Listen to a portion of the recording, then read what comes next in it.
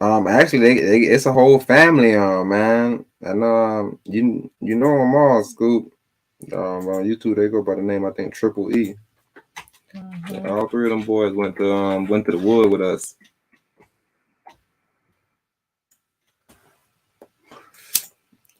All three of them brothers went to the wood with us, man. Like I said, hey, thank everybody for coming through. You know, we always start the show off super light. Mm-hmm. You ready? Yes, ma'am. Okay. First day of spring is March 20th. Science behind the vernal equinox. The vernal equinox is all about the tilt of the Earth, not its distance from the sun. This article is by Fox Weather. Okay. Updated March 20th, 2022 at 7:51 a.m. All right. Dr. Julia Casino on preventative measures to take this allergy season. Spring officially begins in the Northern Hemisphere on March 20th with the vernal equinox as the entire world experiences an equal day and night. For ease of record keeping, meteorologists and climatologists consider March 1st the first day of spring, but astronomically speaking, the Earth's equator is aligned directly with the sun on the vernal equinox in 2022 that occurs March 20th at 11:33 a.m. Eastern Time. Understanding the seasons. Astronomical spring is from March 20th through 22nd to June 20th, 22nd. Based on sun angle, number of days varies. And then meteorological spring starts March 1st to May 31st. Continuous warming used for official record keeping. Okay, the start of spring depends on whether you're referring to the astronomical or the meteorological start. Astronomical seasons are based on the position of the Earth with respect to the sun as the planet makes its annual revolution around the closest star. The Earth is tilted approximately 23.5 degrees off a vertical axis, and because of this tilt, the most direct sunlight is aimed at the southern hemisphere during our astronomical winter and at the northern hemisphere during our astronomical summer. The most direct sunlight is aimed southern hemisphere and northern hemisphere. So north in the summer and then south in the winter. So is that why we have kind of like the 24-hour sun? Okay. The Earth's orbit around the sun. What is this image of though? December 21st to 22nd. Okay, yeah, this is the story that you always tell me, right? That's based in the Bible? Yes, ma'am. You want to refresh the audience on it? That's the story where they kind of explain about the birth of Christ, or the crucifixion of Christ. He was crucified, and then 3 days later he rise. So they kind of have it from right here, from which is the start of the winter solstice is the shortest. Actually, the 21st, 22nd is the shortest day, or the shortest day. Which when I say day, I'm talking about sunlight. So that's the shortest day that we have with the sun throughout this whole map, right? And it's on the 21st and 22nd, it does that, and for 3 days, it rests in a sense, right? And it rises on the third day, which is technically the 25th. But then, like I said, it's the 21st, 24th. So the 3 days to make it the 24th, and then you get that next day, 25th, and that's the crucifixion and the rising of Christ, right? And then you come back into the whole beginning of the whole system again. All right. So okay. Yeah. The Earth's orbit around the sun gives our planet its 4 seasons. The 2 solstices and 2 equinox are simply precise moments in time when the sun is in a direct alignment with 3 distinct bands of latitude. Their dates can vary by a day or 2 each year, since it takes the Earth 365 days and 6 hours, so 365.25 days to make 1 full revolution around the sun, which is why we have a leap year every 4 years. On the winter solstice in December, the sun's most direct rays are positioned, over the Tropic of Capricorn. On June's summer solstice, the most direct rays of sunlight are in alignment with the Tropic of Cancer, 23.5 degrees north latitude. I found out today that I think it's Libra, somebody, and then Cancer are the most likely to be millionaire or billionaires. Yeah. Libra, it was another sign. Where am I going? I think Taurus. No. Oh, Pisces. Libra, Pisces, and Cancer are the highest rated, like they have the highest amount of billionaires. But yeah, that's interesting because they also say here about the leap year situation. Every 4 years. Oh, okay, because the 0.25 to equal a whole day, I guess, right? Mm-hmm. They would have to do it 4 times. All right, that makes sense now. Okay, on the winter solstice in December, around that latitude down. Okay, on the vernal equinox in March and the autumnal, I don't know how you pronounce that word, but I know it's autumn as a base word. Okay, equinox is September. The equator, 0 degrees latitude, is aligned directly with the sun. Therefore, everywhere on Earth experiences an equal 12 hours of day and night because the sun rises due east and sets due west. In the summer, the sun rises in the northeastern sky and sets in the northwestern sky, providing long days and short nights.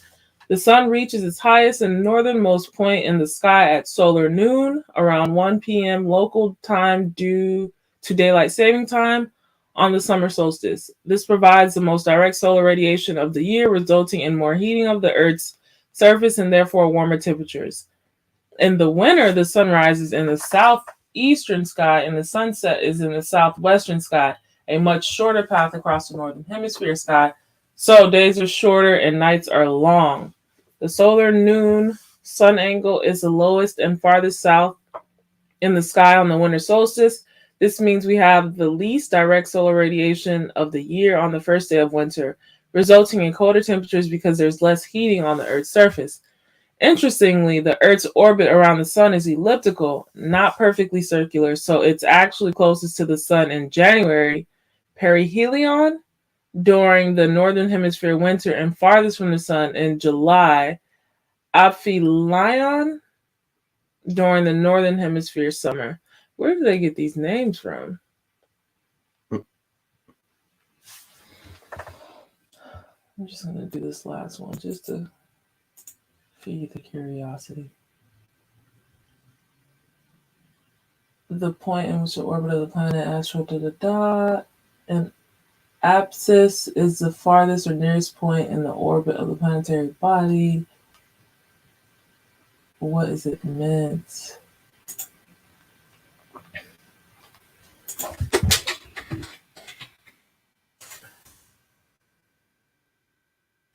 From the sun, aphelion. Let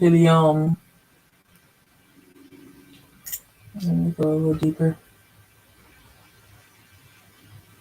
Aphelion, point farthest from the sun of a celestial body's orbit, 1670s. Coined by Johannes Kepler, based on Greek alpo-helio, away from the sun. From assimilated from alpo, away from. Yep, so that's what it means. It derives from Greek alpo-helio, away from the sun. Alrighty, that is the conclusion of that article. Yeah, I was just doing random research and stuff. So like even when they make up like they put a brand in astrological month. Mm-hmm. Like who you said was like the richest bros, like not the richest bros because they won't be the richest on the list, possibly. No, highest number of billionaires per zodiac sign. What you saying? Libra has the most, and then Pisces, and then Cancer. Yeah. I'm doing this before. I always say these numbers are skewed because I really don't know how to determine them. But like I said, it's about the most on what list? The Forbes list? Who list they on? Good question. It was on this phone. Yeah, I know I researched this before when I was trying to figure out which John is the richest sign. We ran down some numbers of how much people the different groups had.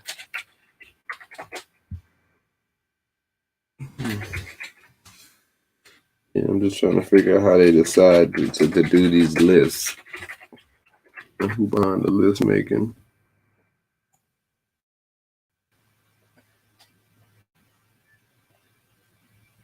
Let me make sure this is it. Libra, Pisces. All right. So, what's your question? Whose list are they basing it off of? Yeah. All right. Let's go to the top. Like, who's the number one ranked on that list? Like, what's the? Right here. Yeah. Alex Walton is a heiress to the fortune of Walmart. Mm-hmm. And what they saying? Number of billionaires? 27. And what's some famous ones? Ralph Lauren, Stephen Person, Lelaine Betancourt, and Alice Walton. And what is them dates through? The Libra, John? Oh, Libra is September 23rd to October 22nd. The other brother's Scorpio. Jeff Bezos, the richest man right now. Oh yeah, they have the rest on there too. Let me go down to see who's the least likely.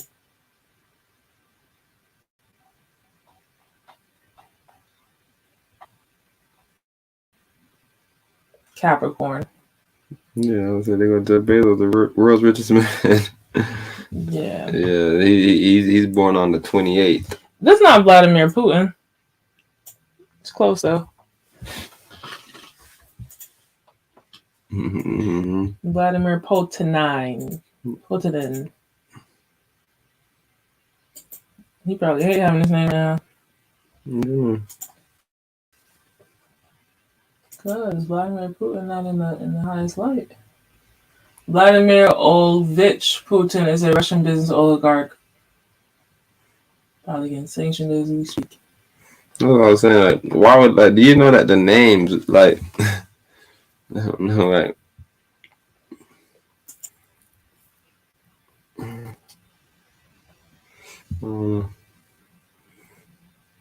I'm just trying to think in what world would a nigga be embarrassed at his name because another nigga with the name being pillaged. Like, how does somebody else being pillaged with a name pillage you? Like, why wouldn't you like the name? The name means something. Oh, yeah. Like, I'm just thinking about somebody who had, like, they either had Jeffrey Epstein or, like, one of those names of, like, those rape allegation people. Mm-hmm. Yeah, and I know he was like, it's not the best time to have my name. I'm just imagining a Karen, how much they don't like their name right now. Because it's just always jokes being thrown out there. Right. Her name's Karen. Yeah, see, I'm not sure. I'm not sure, right? Because Chinese people got weird names. Everybody got different names. Mm-hmm. Somebody could be like, yo, they always saying, chum, chum, chum, chum. Like, they always, like, right? I don't really get how somebody could offend your name if your name has a meaning. They're offending themselves by not knowing the meaning of the name. True. So I don't even know how that even would seep into somebody's head. Like, man, I can't believe I got this name right now. Why? Did your mom name you after the No? Okay. Because I remember even when the brother Cambatta had the name, and they're like, man, why you got the bot on it still? What you mean? What you mean? Yo, bro, so you won't feel like that? Like, even like Young Dolph's real name. Young Dolph's real name is Adolf, right? Mm-hmm. How you think he liked that name? He just went Young Dolph. I'm saying he kept it extremely close. Oh, okay. So you probably liked it. Right. It's just an artist name. I don't want, but you know, some people just change their whole name to something completely different. Mm-hmm. But when you change your name like that, you're just shortening it. It's just slang. It's like street Whoopi name. Changed her name from Karen, right? Something like that. Something like that. But Lil Wayne, his name is Dwayne. You know, you try to change. You know, you try to keep your John pretty close, like the LGBT or like I said, or if you got an artist name, maybe sometimes in the song you may say your real name about bomb, right? Like the brother Starlito, he explained the meaning behind his name, right? Boom, it come from basketball. Boom, I watched Carlito's Way. Boom, boom, it was a big influence on me. You know, everything just. My first name was All Star, nigga, because I played basketball. Nigga, I wanted to be All Star, right? So it just even if it makes sense, it makes sense most of the time. But I don't know, somebody afraid their name, unless they name Bartholomew and they trying to rap, right? So yeah, But a nigga can't have my name, make me Wait, what's afraid of wrong with it. the name Bartholomew? I'm talking about for a rapper. I know a rapper named Bartholomew or something, but that's a weak name. Aries number 8 on the list. I don't know none of these folks. Yeah, that's Steve Ballmer right there. That's what I'm saying. Like these lists are nonsensical because like but I don't really care. I don't really waste too much time. But I say, who list is this? Like, how do they get these people? Oh yeah, that's what I was gonna look at the top.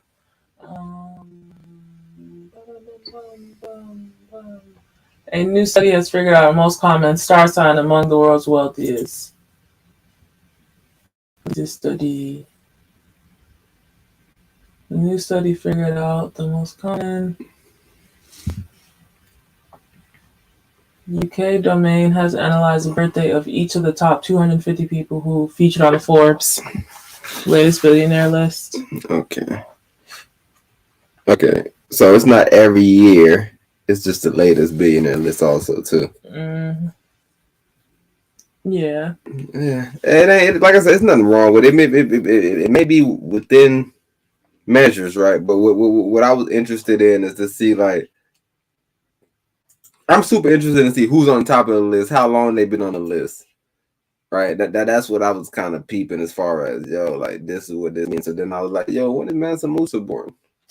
You know, I immediately thought of Warren Buffett because that's what I always heard about being rich when I was growing up. So I'm like, man, I remember Warren Buffett. Wait, did you see that? Huh? The Virgo? Yeah, Warren Buffett, the Virgo, yeah. Jack Ma was on there? Yeah, Jack Ma's a Virgo. But Jack Ma gets a lot of his money. From what? Jack Ma's in China. Oh. Jack Ma be so goddamn rich right now. Jack Ma came and passed Amazon. Alibaba? Oh, this is the owner. Oh. Jack Ma was smacking everybody. Matter of fact, we haven't heard from Jack Ma in like 5 years now.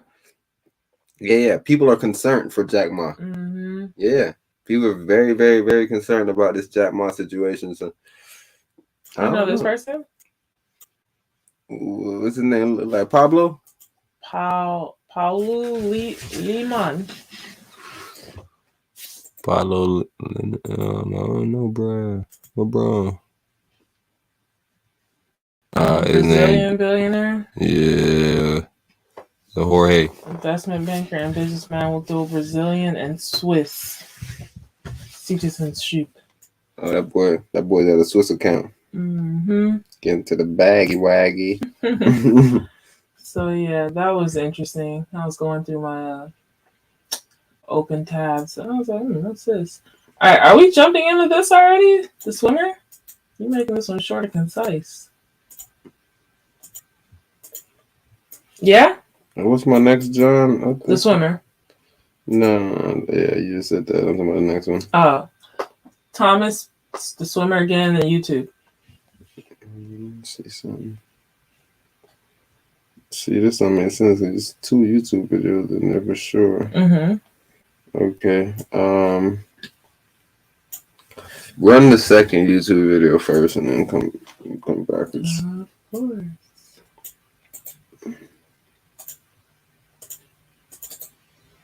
This mouse is so loud.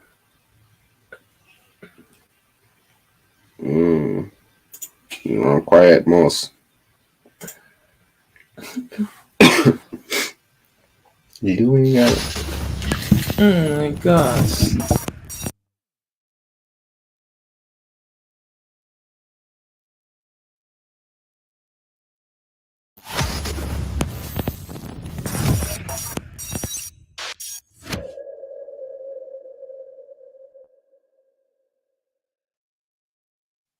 Still. Yes, sir. Hey, I want to Dan. get into the juicy thing. Go ahead, Drew. I was just going to run this by real quick. I forgot to talk about one thing. There was a big thing, I believe it was in probably the 30s, maybe through the 70s, where you had a lot of fathers that would go to the gas station to pick up cigarettes or go somewhere, and they would leave the families and they would start a whole nother family in another area and leave that family behind. I don't think a lot of people talk about that situation a lot, but that was something that was very common, that a lot of men of all colors and backgrounds were doing back at those times. I'm sure Judge knows about that. Yeah. So what? 1 second. All right. So I want to pivot and I want to go into Justice Smollett, particularly his brother and the comments that his brother said about the Black community. But just an update. So Justice Smollett was released from jail Wednesday night, and a court order issued Wednesday sent Justice Smollett home from the Cook County Jail to await the outcome of his appeal of his conviction for faking a hate crime. Smollett, but whether Smollett ever has to return to jail, even if the appeal doesn't overturn his case, remains to be seen. So he may not even. Oh, if his appeal does not get granted, he has to go serve his time. It'll just be delayed. So and his punk ass needs to be under a jail. You and I listened to the sentencing proceeding, and as I pointed out then, there was only one thing the judge left out. That was the deterrent factor.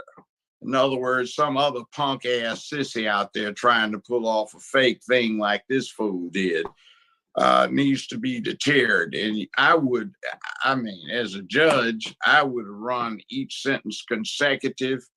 I would have found him in contempt for that last insane outburst in court and run it after everything else, so he would have served the maximum amount of time without getting good and honor time. Next point. There was a 3-judge panel that ruled on the appeal. 2 of them were for letting him out on bond pending appeal, and 1 of them was for keeping him in. It was a white woman for keeping him in, 1 black woman and 1 white man for letting him out.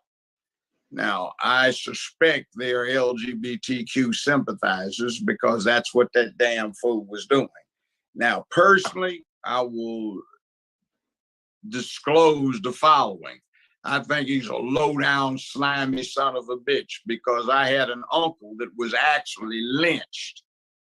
My maternal grandfather and another uncle on the maternal side, they went and killed the 2 deputy sheriffs that were behind the lynching. So there was a family retribution. But I've actually had somebody in the family, immediate family, lynched. And this sleazy bastard sitting up there faking this crap needs to be under a goddamn jail with the rats and the roaches. And the other point is, as the judge went through and we were listening to, they have this fool on security cams where the 2 Nigerians leave because a car is driving by. He's holding a noose in his hands, and you can see him on the vid cams put the noose around his own damn neck. Now, this damn fool may be mentally ill, but it's not the type of mental illness that's a criminal defense. What happens is his 2 collaborators, the 2 Nigerians, say, no, we confess. We were collaborating with him. There are many people at this athletic club who overheard them planning, plotting, and gleefully anticipating this moment over months. And he needs to be jacked up so the next fool who decides that he's going to be an LGBTQ hero and help out the vice president now, Kamala Harris Imhoff, along with Cory Booker, a U.S. senator, set up the sleaze operation to fake this so they can get John Conyers' LGBTQ advancement bill that has been tabled since 1997, brought up and labeled the anti-lynch law, and now it is being called the Emmett Till anti-lynch bill.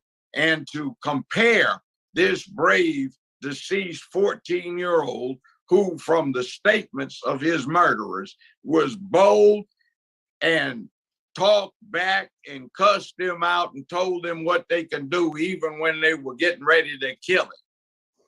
And that punk ass here, this little slimy sissy, has no business.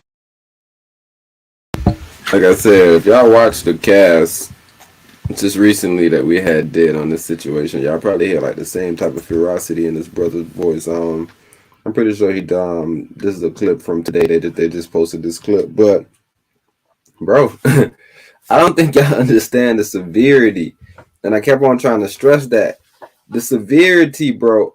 And yo, if something is wrong, something's wrong with the brother. Help him, but bro, it is super weird to even think about comparing him to Emmett Till.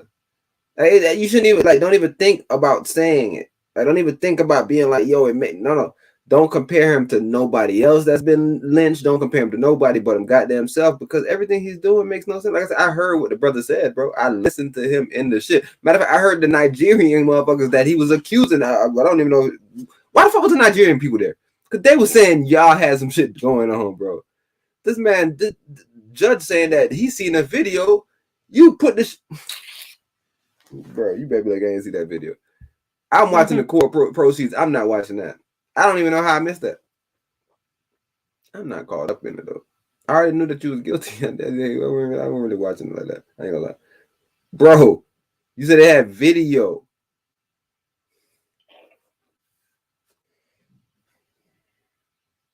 This is crazy. This is crazy, bro. You say to this day he's saying that he innocent. He ain't do nothing wrong. He just appealing. He out of jail right now. Oh, so you're saying this? That what you listening to? Yeah, I heard that, but I was like, this video must be old. Yeah, they posted this is today's video. That's what I'm trying to tell the people. Like, y'all should listen to this brother and be like, yo, remember what we was just saying, right? So I don't want y'all to be like, yo, the same time. No, just remember what we was just saying. But this is just a judge speaking from the other law perspective. I wasn't really speaking from the law perspective when I was speaking on it, but I just had a lot of pushback for a nigga saying that this had something to do with Emmett Till. And I'm like, yo, I remember Emmett Till getting his face beat the fuck in, bro. Like, bro, it was so bad that his mom chose to do an open casket situation, bro. The man's face wasn't even his face no more. I remember they was making the little joke when the shit happened with Chris Brown and Rihanna. So I remember the little Emmett Till little jokes that y'all wanted to throw out there. But this shit right here, bro, is crazy.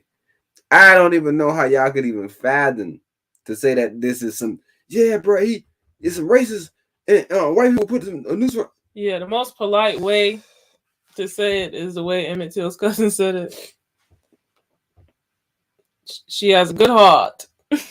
Her heart is in the right place. Her heart is in the right place, but your brain is not. Like, it's just, it don't compare on any level to the Emmett Till situation.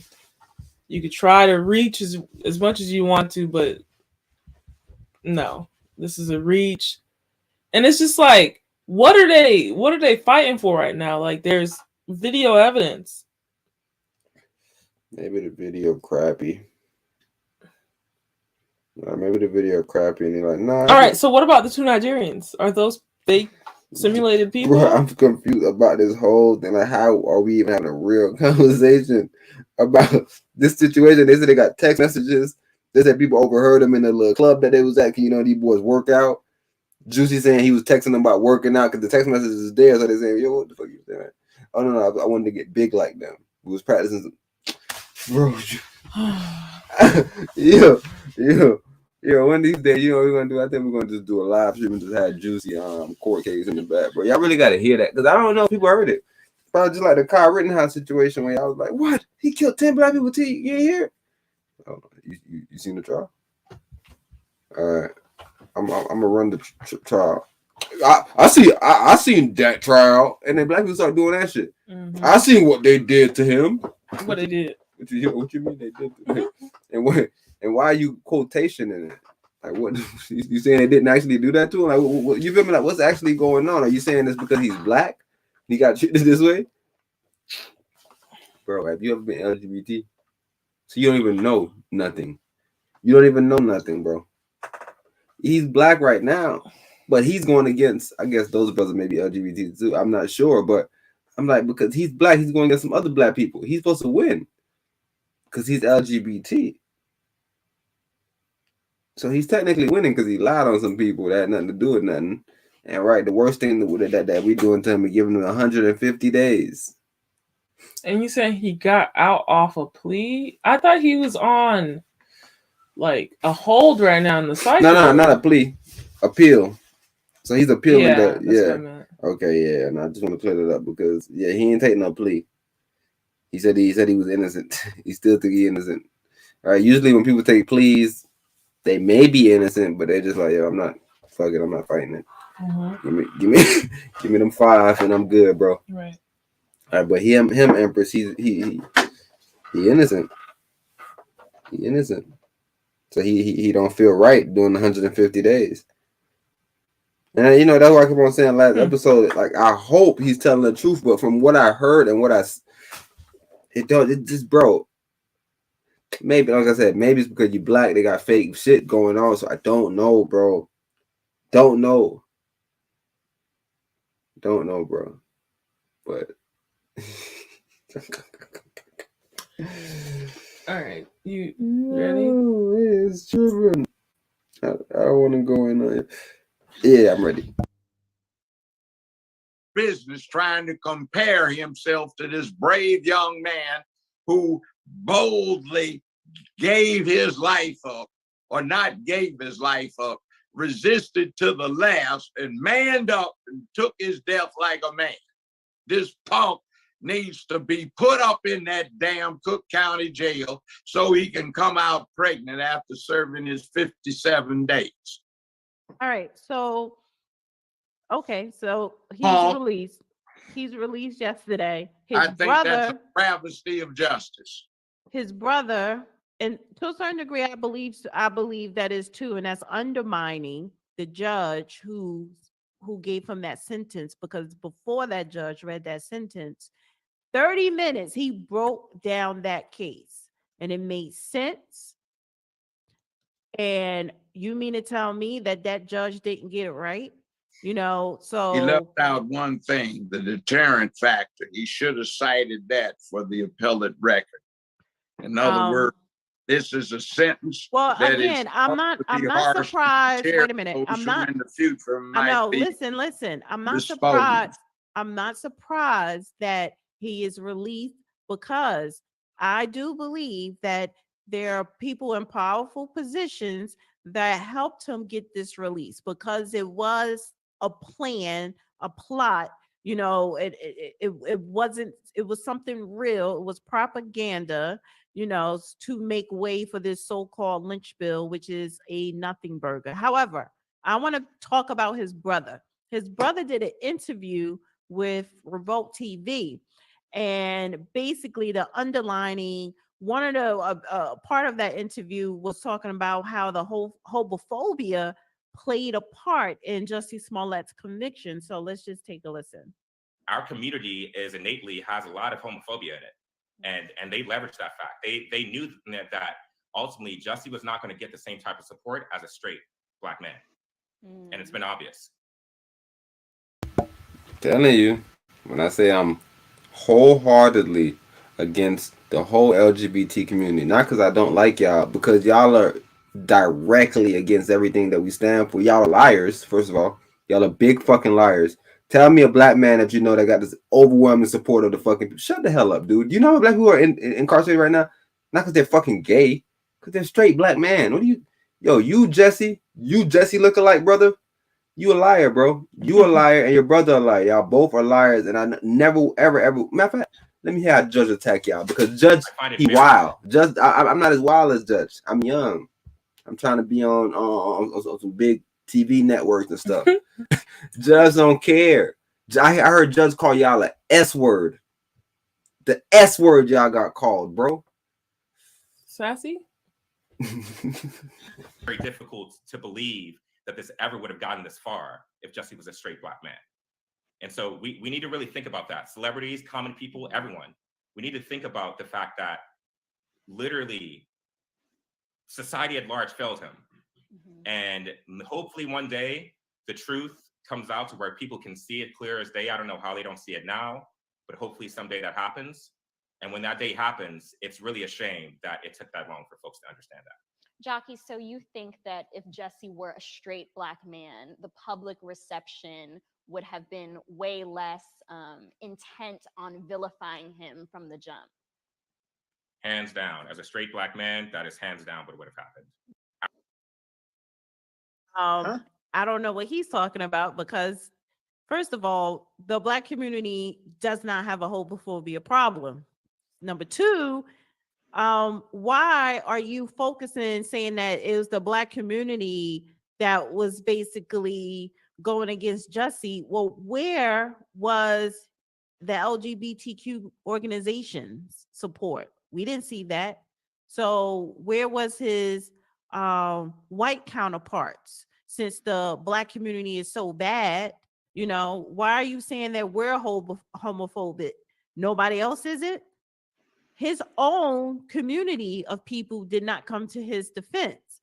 And for you to sit up here and say that if he was a heterosexual black man, he would have got a fair trial and he probably wouldn't have been to prison, you know, or he just would have been treated differently, i.e. better, that's all bullshit.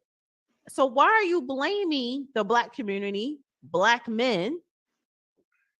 Why are you blaming us for your brother's misdeeds? You know, Dana, what I'd say, pucker up, buttercup, get your lips juicy and ready, because you just like your brother, Juicy Jesse. Now, next thing, if he had been straight, he wouldn't be in.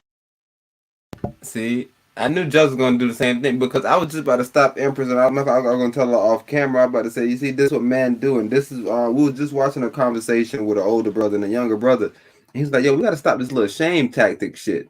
We got to stop this where a man will say something and then we'll try to have some standards. Like, no, that's not a straight man. And I told y'all last episode, I'm going to speak about this because I'm part of that community.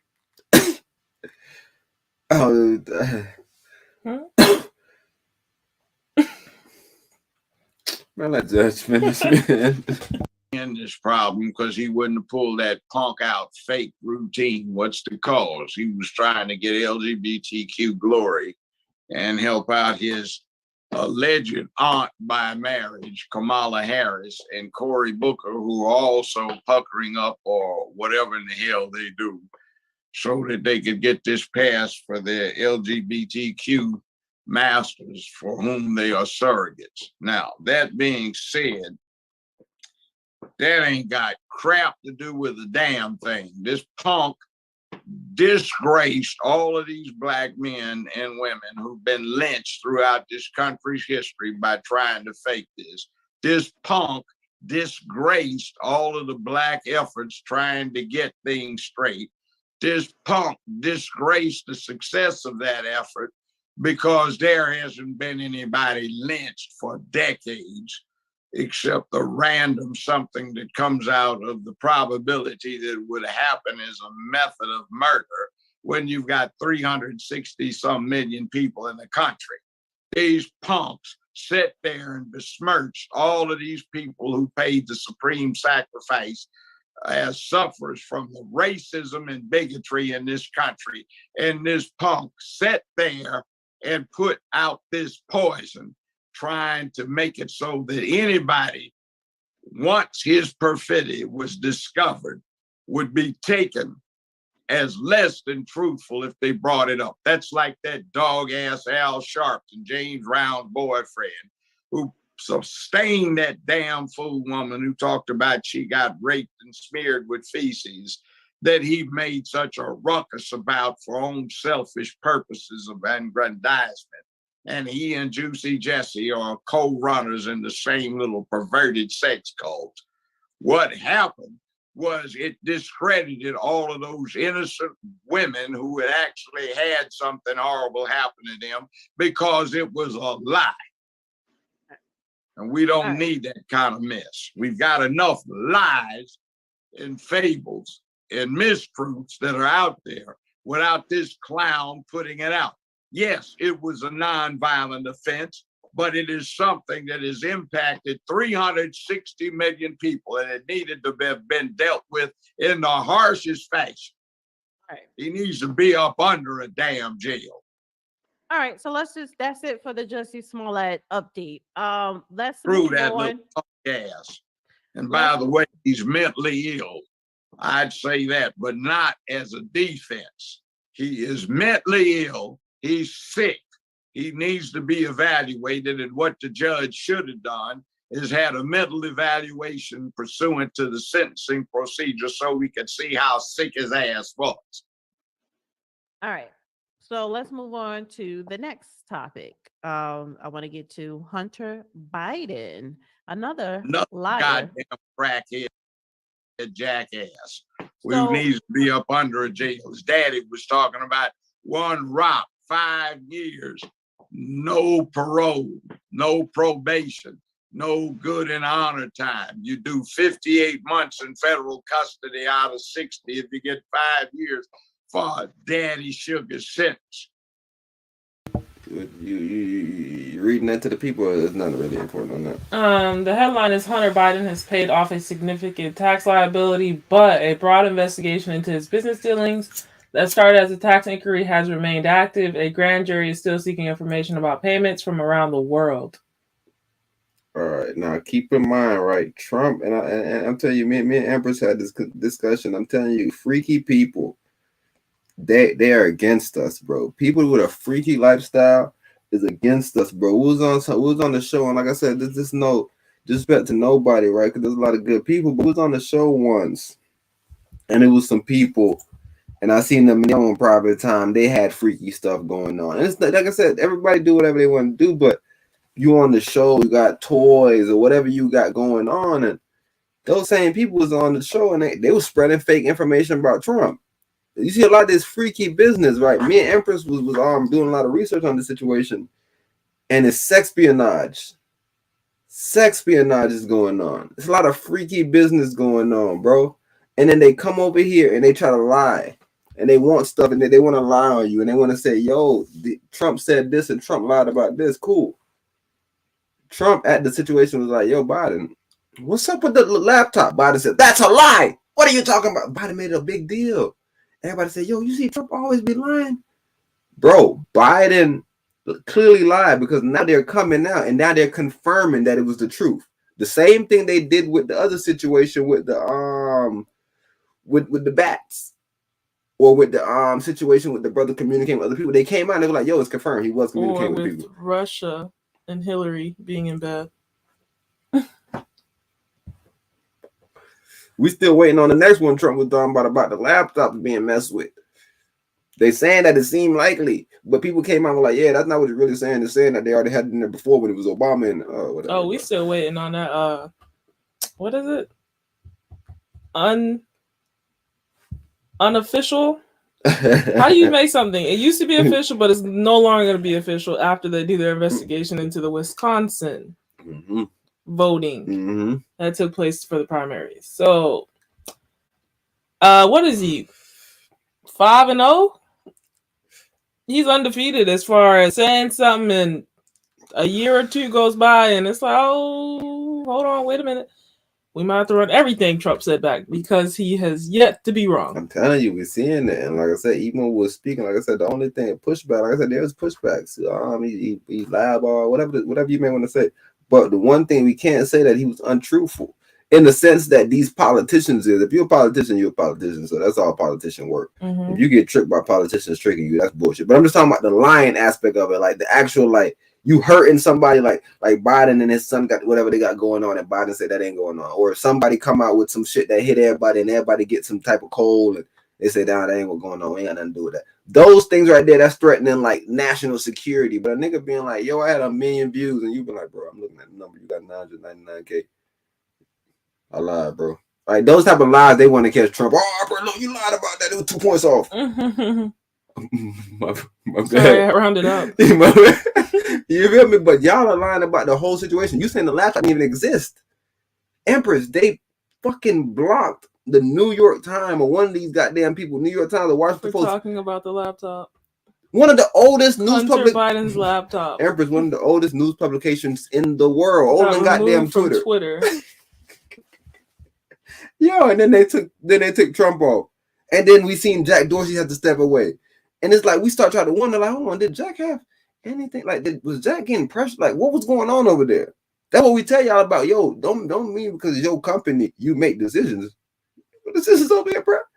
No, we got shareholders, dude. You think they got some over his head? Sexpionage. But I don't think they had nothing over his head because he wild. You feel me? It's not like he changed. He left and got wilder. Mm-hmm. So I don't think they got nothing on him. I don't think they got nothing on. I don't think they got. They'll probably say he smokes, right? If he would have kept hiding it and being neat, people would say, "Yo, he smokes. He does shrooms or whatever they may want to say." But now he's just like, "Yo, everybody think he does it now." So it's like, what you say about him? Mm-hmm. Your CEO was on Joe Rogan, snorting crack. Crack is a whack. They'll get your ass. It's right. Like, who cares? But they said Hunter Biden though. That was stories about Hunter though. Those about Elon. Let's finish this little.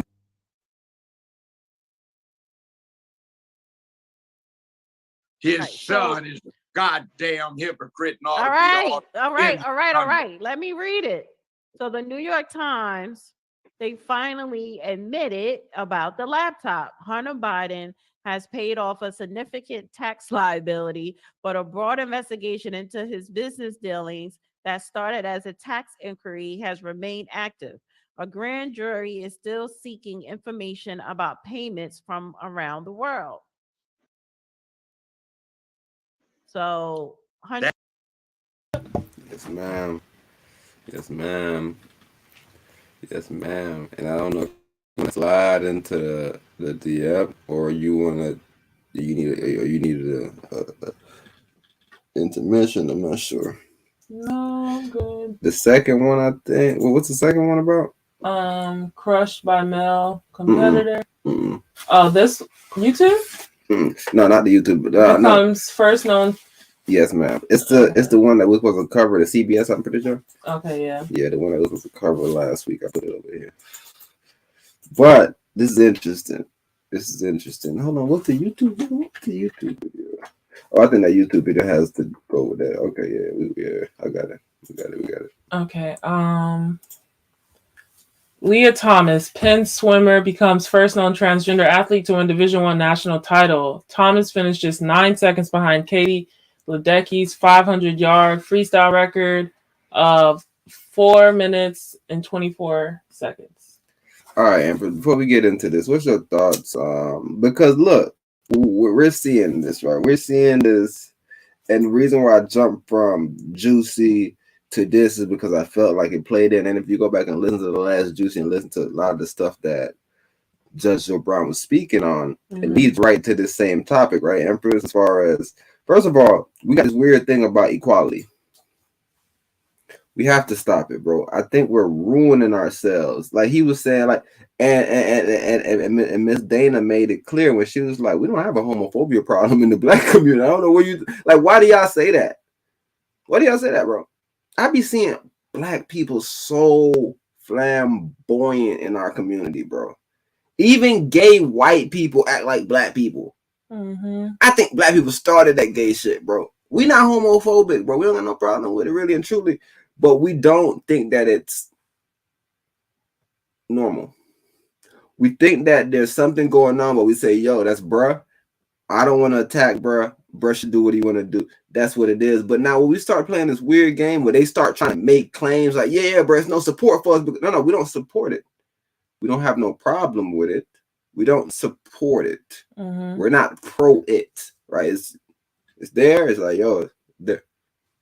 Right? It's a bunch of shit in the world that we're not pro, right? Pro motherfucking poison. You're not pro poison. You're like, yo, it's poison on earth, goddamn. Right? I'm not comparing y'all to poison, so don't I hate the fact that I went there immediately. But Empress, what's your thoughts on this whole LiaThomas situation? Like, how do you like what that just like how would you feel because you play college sports, right? How would you feel? You've been playing since your freshman year, your senior year, you done finally put some stuff together. You throwing goddamn javelin, nigga. Somebody from the goddamn track team, one of the boys. We weren't good at javelin. He's always get like 6th, but he tried hard. He said, you know, I'm a woman this year. And he switched over to your team. And he fuck around and he go win the NCAA championship. How would you feel about something like that? Would you feel like it's fair or unfair? Like as a woman, right? Somebody just coming in your sport, and I don't want to frame it no way. I'm just saying, as a woman, you doing your sport, and somebody come and they win, they just win out of nowhere. I'm a person of curiosity. Mhm.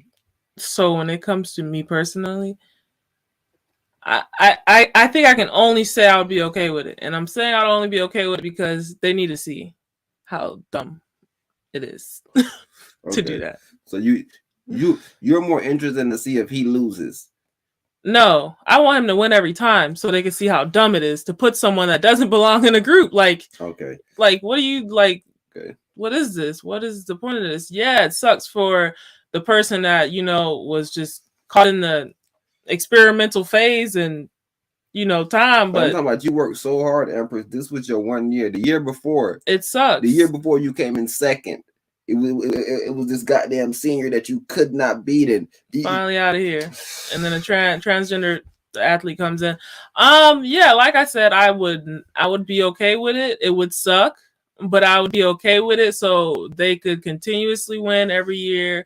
I mean, unless she's a senior or whatever, so now you only experience it for 1 year, and then we don't get another trans athlete for the next 4 years, so you can't really see the debilitating effects and how discouraging it is to female athletes, you know, naturally born female athletes. So I would hope that it would just continue to be a thing and more trans athletes will come in and, you know, we can get this over with faster than sooner than later. But yeah, I think that Empress, huh? If we all want to be great, right? Mm-hmm. And people are saying we're equal. Like I said, that's why I shout out Caitlyn Jenner. Mm-hmm. Me personally, I'm never gonna say Caitlyn Jenner is a woman because I think that'll make me crazy. But Bruh named Caitlyn, right? So I'm calling Bruh's name. Mm-hmm. One thing I like about Caitlyn Jenner is Bruh don't think that it's right to compete against women. Mm-hmm. It's nowhere in his mind that he like, yo, I think I should just because he was an Olympian. He beat great men, bro. Right. He was smash woman, bro. Like it wouldn't even be a comparison, but he knows, and he's a transgender. So like, and then he was looking at it almost like it's almost wicked. Because you know inside yourself, the same way I know inside myself that I could beat these women, but you're playing a game too. And he's saying it sucks for the woke woman, and those are people that you saying you really want to feel the pain, right? No, I really wanted to come to the true war that we've been needing to fight and is long overdue of actual femininity. Not this feminist, I want to be equal to masculine movement that we've pushed. And that's what I hate with like Beyonce's message, because I never knew people thought she was a feminist. I was like, she's into femininity and the Oshun and all that stuff. But when I heard people try to drag her in as their ringleader, I was like, yeah, she made who run the world girls. But that was just an aspect of, yeah, we have children and we procreate and the world continues because of procreation, not we run the world. So we're divesting from men and we're no longer going to procreate with like, we're gonna go all these weird routes to procreate. Like, no, that's not the fight. Fertility, nature's, you know, what is it called when you pass through the ages? Pass. What do you mean? Like you're going into adulthood or whatever. Rites of passage? Yes, the rites of passage that nature gives you, you know, to be fertile. We're talking about that natural one, not these scientific methods that you guys are using because you guys are in that geriatric pregnancy, you know, phase or whatever the case is. So yeah, bro, like I think that's what's gonna happen. It's gonna literally be these female athletes protesting something real in regards to femininity. Like, no, bro, y'all can't take our femininity, bro. Like that's just a line that y'all can't pass. And yes, it's gonna cause a rift in between those athletes that are transgender or LGBTQ as far as lesbian, gay, but not gay, but homosexual, whatever the case is. But it's like we have to address this issue head on, bro, because if not, the female entity as a whole on this planet is going to be deteriorated. And what is it called? He was saying another word. Like their whole point that he wanted them to stick to is we need to have that you deteriorated the victims that actually are, you know, experiencing hate crimes because they're black. Yes, like you deteriorated that whole bubble of existence. So like when black people are actually being penalized just for being black, it's like, oh gosh, let's see if he's telling the truth or not. Like you're guilty before you're innocent now because of something that Juicy Smollett did. And it's just people don't get it, Empress. People don't get it. It's like we don't. I'm saying that we really don't understand. Like even what you're saying with Beyonce and just a lot of these celebrities, like who you feel me? They're young. They don't know what they're doing. It's just it's music is fun, but like I said, with all that, we just gotta look at their actions. That way, you will see she'll make these different songs, but when her and Jay-Z go through it, she's still there. We don't see her speaking out loud and be. You feel me? When she do a performance, she go into Sasha Fierce, another alter ego, but as far as like being a woman, we don't see her speaking out of turn as far as with her man. We never seen her come in and say, "Oh, shut up." You feel me? It's never been that type of energy with her and her man. And that's key. Actions are way louder than words. And for you male feminists, people like stop. Like don't even try to do that to Beyonce because she's obviously doing the complete opposite of what you guys are doing as far as being in a heterosexual relationship, procreating children, and so on and so forth. You know what the Bible requests of all of us to do. And again, it isn't about having a problem, but we're not here to support that mental belief. Like it's just not. It doesn't collaborate right with what makes sense, which is procreation. Yeah, well you understand, bro. We just the same way we can't blame y'all can't blame us, bro, because it'll just ruin the society. It's like if you wanted Democrats to we don't want Democrats to be Republicans. We want Democrats to be truthful. The same thing with Republicans. We don't want to be Democrats. We want to be truthful. Whatever side you on, bro, just be truthful. And that's what I was saying, because I was even going back to the Don't Sell Homosexual bill, and I'm like, these folks really just need their own space because it's starting to get like that anti-Semitic vibe where it's like, you know what, y'all just need your own little communities, your own like just go over there, bro. And if somebody come message y'all, then fine. All right, if someone comes to Chinatown, okay, then fine. That's the problem. But as far as you being in the heterosexual space, wanting the heterosexual third grade through like kindergarten through third grade to be experiencing your emotions and stuff like that, it's not fair, bro. Like, why do I have to deal with what you're dealing with? And I'm telling you, it's terrible because I'm happy. These are youths. I'm telling you, I don't care what game y'all try to play with youths, bro. We got youths. I'm telling you, if it's some frank people on the planet, they the most frankest. Right. They gonna tell you. They gonna see you. They gonna know you. They gonna know you by your fruit, bro. There's no way you're tricking a little kid, bro. A little baby ass child, bro. You're not tricking a child, but you probably could trick somebody that's at best that child thinks you're dressed up in a costume outfit, or you're some type of you're in a theme. You're in some type of park of like just Disney, like just nothing in reality though. They're not taking you like, okay, this is somebody, this is a dad, oh, this is a man, oh, this is a woman, oh, this is someone I can trust as an adult. No, they're like, okay, this is someone that you experience in a theme park related, you know, festive moment, but not anywhere else. So yeah, I just really think it's a matter of like, okay, maybe you guys just need to develop your own schools. If you guys want to expose children to the homosexuality at 5 years old or when they're in kindergarten, fine. Okay, yes, you had your moment. They do the same thing with pregnant females. Like when females get pregnant in high school, no, you're not. Majority high schools try to put you into a space where the rest of the school is as well pregnant, because if they put you into the other space, it kind of normalizes these young pregnancies where they can't afford to do any of this. They have no wherewithal of maturity, expenses, just all that stuff that comes into play. It's like, okay, let's just put this over here so we don't normalize it. Same thing with LGBTQ. Like, again, no problem with it, but we're not here to support it or cause any confusion that isn't there. You feel me? So yeah, they just, again, I think they should really just invest into getting their own schools. Empress, could you do us a service of pulling up? I want to see the thumbnail that we got for this video. I just want to show you the astronomical difference. And I also feel bad, actually, too. Just so I can just be completely with the situation. I feel bad for the young brother, LiaThomas, because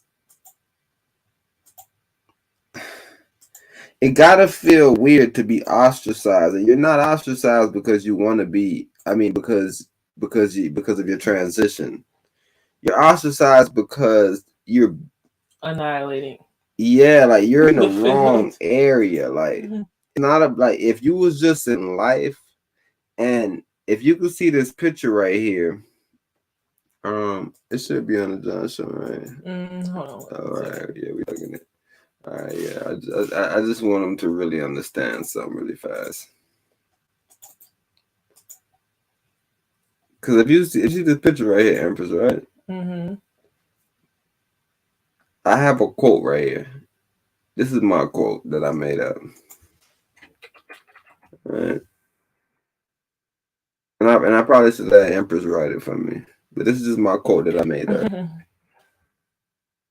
what I say, Empress. Do not call for manpower or woman power. Call for brain power. Right? So that's the only equality that I'm into if you want to be equal about some shit. Mm-hmm. But other than that. But even then, are you saying like the top chess female player can compete with the top male chess player? No. And then, but it's because the man has more brain power.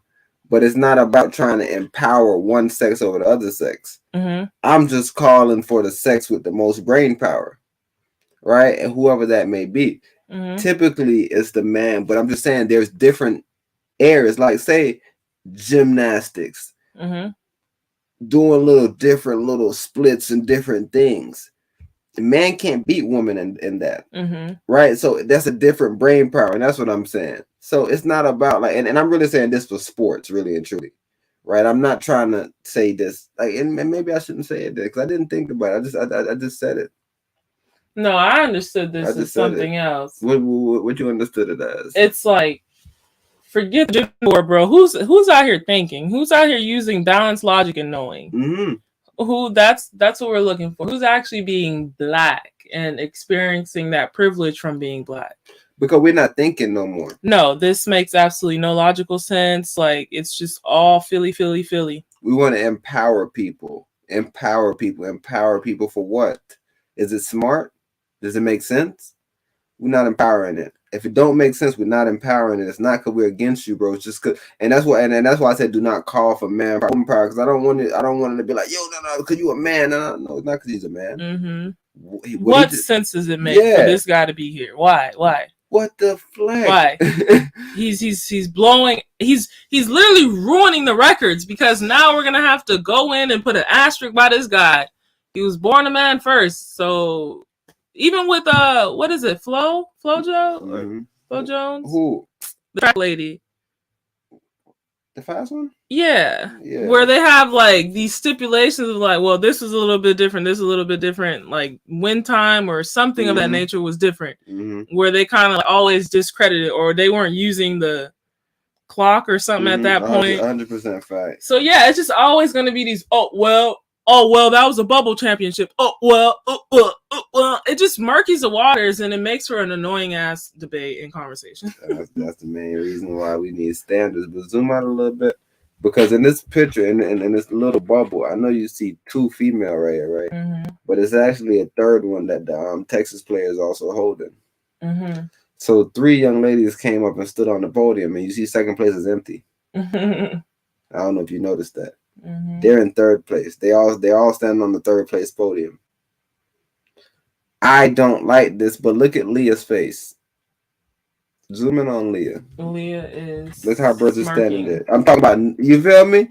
That's so funny. She literally looks like one of the teammates that I had, like a male teammate. He ended up going to UF. Literally. Right. Just like him. So that's how Leah giving it up, bro. Come on, bro. That is a long neck. What? That's a long neck. That's a big hand. That's a big body. That's a tall neck. Like, what are you? The difference. So I'm pointing it out, and I'm saying, yo, we got to look into this a little bit. So all right, we're about to jump into this article, do a little, a little reading on something, and then But I just wanted to show you this because this is what I was sad for, Empress, because now you're ostracizing her. But then I was like, bro, the way Burke giving, I mean her, I don't say that. You're ostracizing Leah. The way Burke giving it up, it's like he don't give a fuck though. It's like he's in on the joke. Like, yeah, let's just show them how stupid this is. Let's show Biden how dumb this is. Because it just makes no sense. Like, if he truly was like, bro, I'm a woman and I want to do, like, he would probably, like, you would be crying. Because, you know, that's what women do. We cry when people don't accept us. And that's what I'm thinking. Maybe he want to cry inside. So that's why I'm no, saying as a now identified woman, you need to cry right here in front of us, bud. Show us how sad you are. I'm saying I'm sad for Leah because body dysphoria is real. Mm-hmm. All right, so somebody may think it's somebody else, so I can't be mad at that. But bro, I don't care if you want to smile. I don't care because you're biologically a man. So whatever the situation is, you're gonna have that mentality of not crying because you don't want to cry in front of nobody, but you're smirking, bro. But what made me sad though is that they're protesting against you in front of your face. That shit would have broke me as a man, nigga. I'm throwing, I'm playing some shit, and the 3 losing teams get together, and you're like, he didn't win. Nah, he kept on calling them bullshit ass fouls. He did not win, y'all. How would you feel about that? Man, that's crazy, bro. But that's the only thing I was saying. That as far as me being Leah, that shit would have hit me different. That would have been the one shit that would have made me be like, man. Putin, NATO. Oh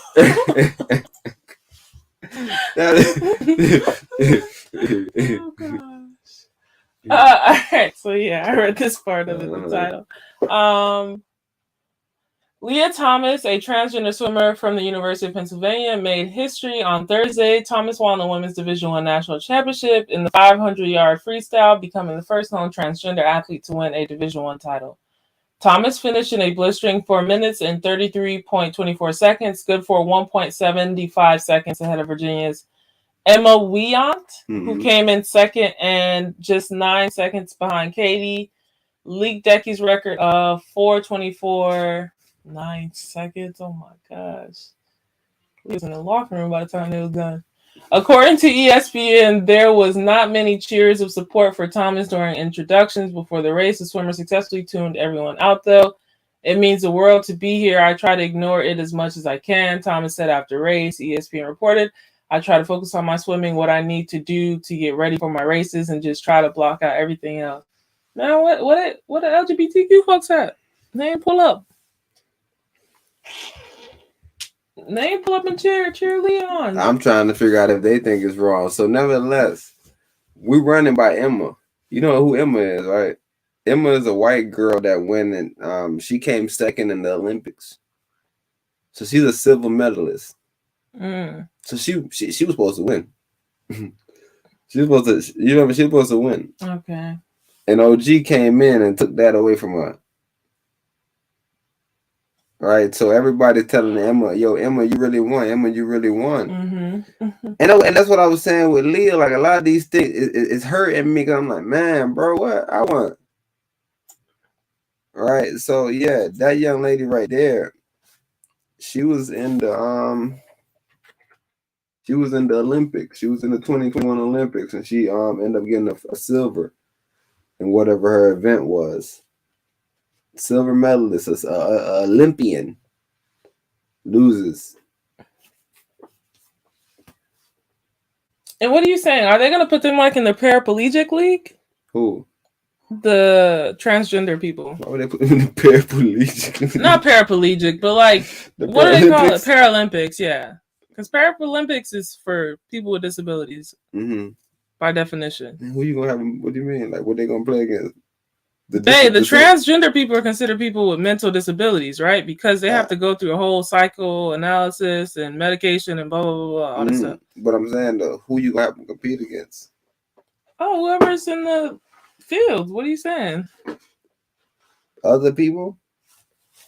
Whatever they identify with, and yeah. Bro, I think a regular woman could beat the people in the Paralympics. Is there something disabled about her?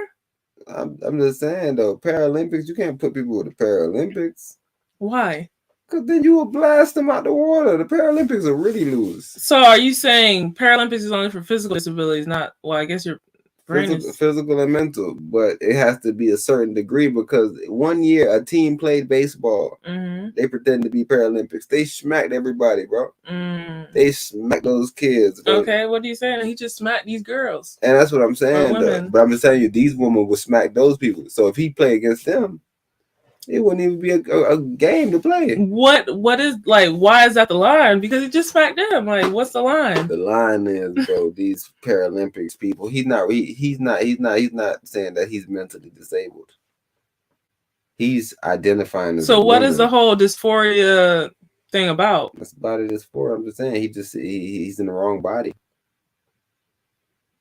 But I'm saying though, he would have to compete against people that's in the wrong body.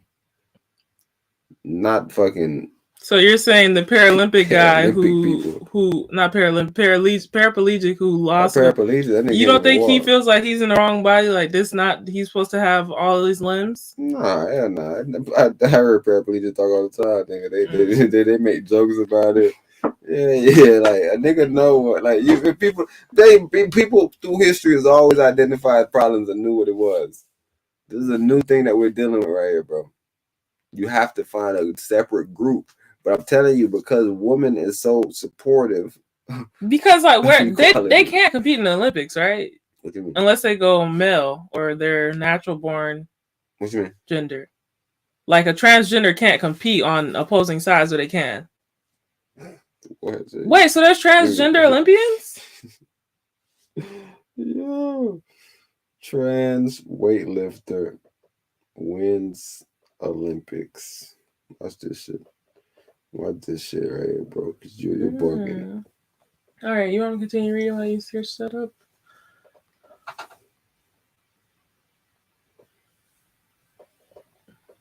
This person right here. You don't remember this person right here going around and smacking everybody?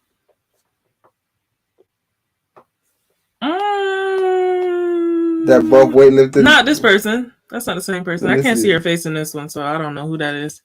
Yeah. But I do remember us watching the weightlifting part, and I don't know. I was just more taken aback by all the Olympians that were competing. Yeah, this person right here. Yeah. Yeah, this bro beat a black girl. This bro kept on beating people. This is another bro that went to the Olympics, but I didn't get to my story yet that I'm looking for. But yeah, there's like okay, so they had a soccer player, a weightlifter, and what else? People could do shit, bro. These rules are fake. Oh, it's 2 weightlifters. The rules are fake. There's no real rules. Whew, man. All right. I try to focus on my swimming, what I need to do to get ready for my races, and just trying to block out everything else. Those are the words of LiaThomas. Thomas did not participate in the post-race news conference required by the NCAA. As ESPN noted, more than 20 people representing Save Women's Sports and Young Women for America stood outside of where Thomas was competing to protest the swimmer competing in the women's category. Oh, so she about to get fined. Required by the NCAA. A third group concerned Women for America on Thursday. Oh, so these are groups now. Save Women's Sports, Young Women of America. So that's an age barrier. And then this is a, I guess, activity barrier. So they're cutting themselves off from other women that could be involved. And then what's the last one? Concerned Women for America. I like that group. That's a fair, balanced name. It's inclusive of women and femininity. But anyways, a third group, Concerned Women for America, on Thursday announced that they are filing a Title IX complaint against Penn for violating Title IX by allowing Thomas to compete on the women's team, according to ESPN. Ooh, that's a bad fight, right? What you mean? Because didn't they just have a girl on the football team? Oh, but they have a male's swim team, so he should be competing on there. Whereas with Title IX, it's like if they don't have a female football team, she can compete on the boys' team. Okay. The importance of Title IX, but Title IX is a brand new thing. And I say brand new. I'm talking like about 70s. Yeah, I'm not talking about today, but I'm just talking about it's fairly new, bro. Mm-hmm. We fought. I'm talking about humans fought to get on the board. Bro, we couldn't get no woman nowhere, and then niggas thought woman was gonna die. You see, and that's so funny. You know how you was talking about the McDermott kid? That same lady was telling me how she came up in that time of playing sports, and she was from like that Midwest area, and Title IX had just came out or whatever, so she was able to play basketball and stuff. I'm telling you, bro, it's fairly new, bro. And now we're murking up the waters again. And when people say something, yo, you hate them, no, bro, I love them, bro, but I love everybody. It's equal. So you cannot be saying that you don't love women now because, bro, you fucking up the Title IX, bro. We talking about you a woman, bro. No, bro, that Title IX never worked like that, bro. It don't work like that, bro. Get out of here, bro. Fuck that, bro. Bro. See, this is my problem with rules and white people. Rules and white people. This is my problem with them. There was a black young lady, 18, 19, right? Christina Boma, an actual born woman. Couldn't compete, right? Couldn't compete because her testosterone was too high. We've seen born males take little pills, get testosterone down, and say, yo, I am a woman. I should compete. Caitlyn Jenner said, I have no testosterone, and I will smack a woman head off with anything I do. There's certain things that I don't do only woman. There's some things that I'm like, yo, only woman. Yeah, this is brain power. This is this. We can match up. When it comes to me using strength, me using big lungs, me using big hands, these are things that it's just a big separation between male and female, bro. So I don't literally know. Michael Phelps up there standing next to those girls, like literally same size, like long everything. And now we can, because I had a picture I was supposed to put in the job. Hopefully I find it during the job. We could pull up a situation of Leah versus other males, right? 2010 pictures when he was struggling. He was a collegiate swimmer. He wasn't doing nothing to the males over there. He wasn't terrible though, so he was even solid over there. But he's like 6'6", bro. 6'8". He's a big bro. He's not tiny. But he wasn't no giant to the man. It was just like, yeah, this little bro, yeah, we about to swear to little tiny ass. You can't beat me. Right? So that's, man, hey, come on, woman. Yeah, that's like a full-grown woman and man playing like a kiddie pool. It's like when we see it, nobody is like, okay, yeah, this is normal. It's like, bro, get your ass out the kiddie pool. It's like somebody super big dunking on the tall goals. It's like, what are you doing? I told you that's why we even when we was younger, we said, yo, we're not gonna do age separation right now because age don't even mean nothing. Let's do weight, let's do stuff like that, which makes sense. Right. But now if I'm once you get past that 13 threshold, age becomes relevant. Yeah. You need to be just first and foremost, let's not go into the room. Well, a woman can be the guy that's 7 years old. No, a 13-year-old girl to a 13-year-old boy. There's no competition there. There's the boy and there's the girl. No one's better, but there's differences. Okay. So yeah, we have to understand. We got to start this equality shit because if y'all keep doing this, y'all gonna get y'all ass smashed in every worker. You heard Trump. Girls came out. They was. That's the person he was talking about. Was yeah. That's the person he was talking about. Trump was laughing at it in so many ways. But that's the thing, like, how is that even able to happen? Oh, because it was at a state level. But Biden made it federally recognized. That was his main shit when he came in. Finish Obama's business. As soon as he came in, he was not playing. Obama's lobbying business. You feel me? And my problem with him, Empras, his main thing was, I am not going to do executive order for things that when they come, another president comes in, he's just going to do an executive order, reverse it. Why did you do them other ones then? The little climate shit. Niggas come in the executive order, reverse that too. Like, I don't get it. Like, did you sign us for 4 years? Like, did you lock us into a deal? Like, what did you do to us that we have to, like, that the next nigga can't just come in there and be like, yo, executive order. We off that. Like, what's wrong with Biden, bro? I'm telling you, they think we stupid, but go ahead. The future of women's sports is at risk and the equal rights of female athletes are being infringed. Come on. The CWA president, also known as Concerned Women of America. Concerned Women of America. President and CEO Penny Nance said we filed not even of. They concerned for America. Right? Mm. Yes, ma'am. My bad. That's even more powerful. Yeah. Concerned Women for America. I'm talking about this concern for America, bro. Mm-hmm. I'm talking about I need to start a group. It can't be a group. Worried Man for America. Because I can't use concern because maybe they might have a concern Once title. I tell you not to worry though. Ah man, Bombo Clyde. Inquiring men.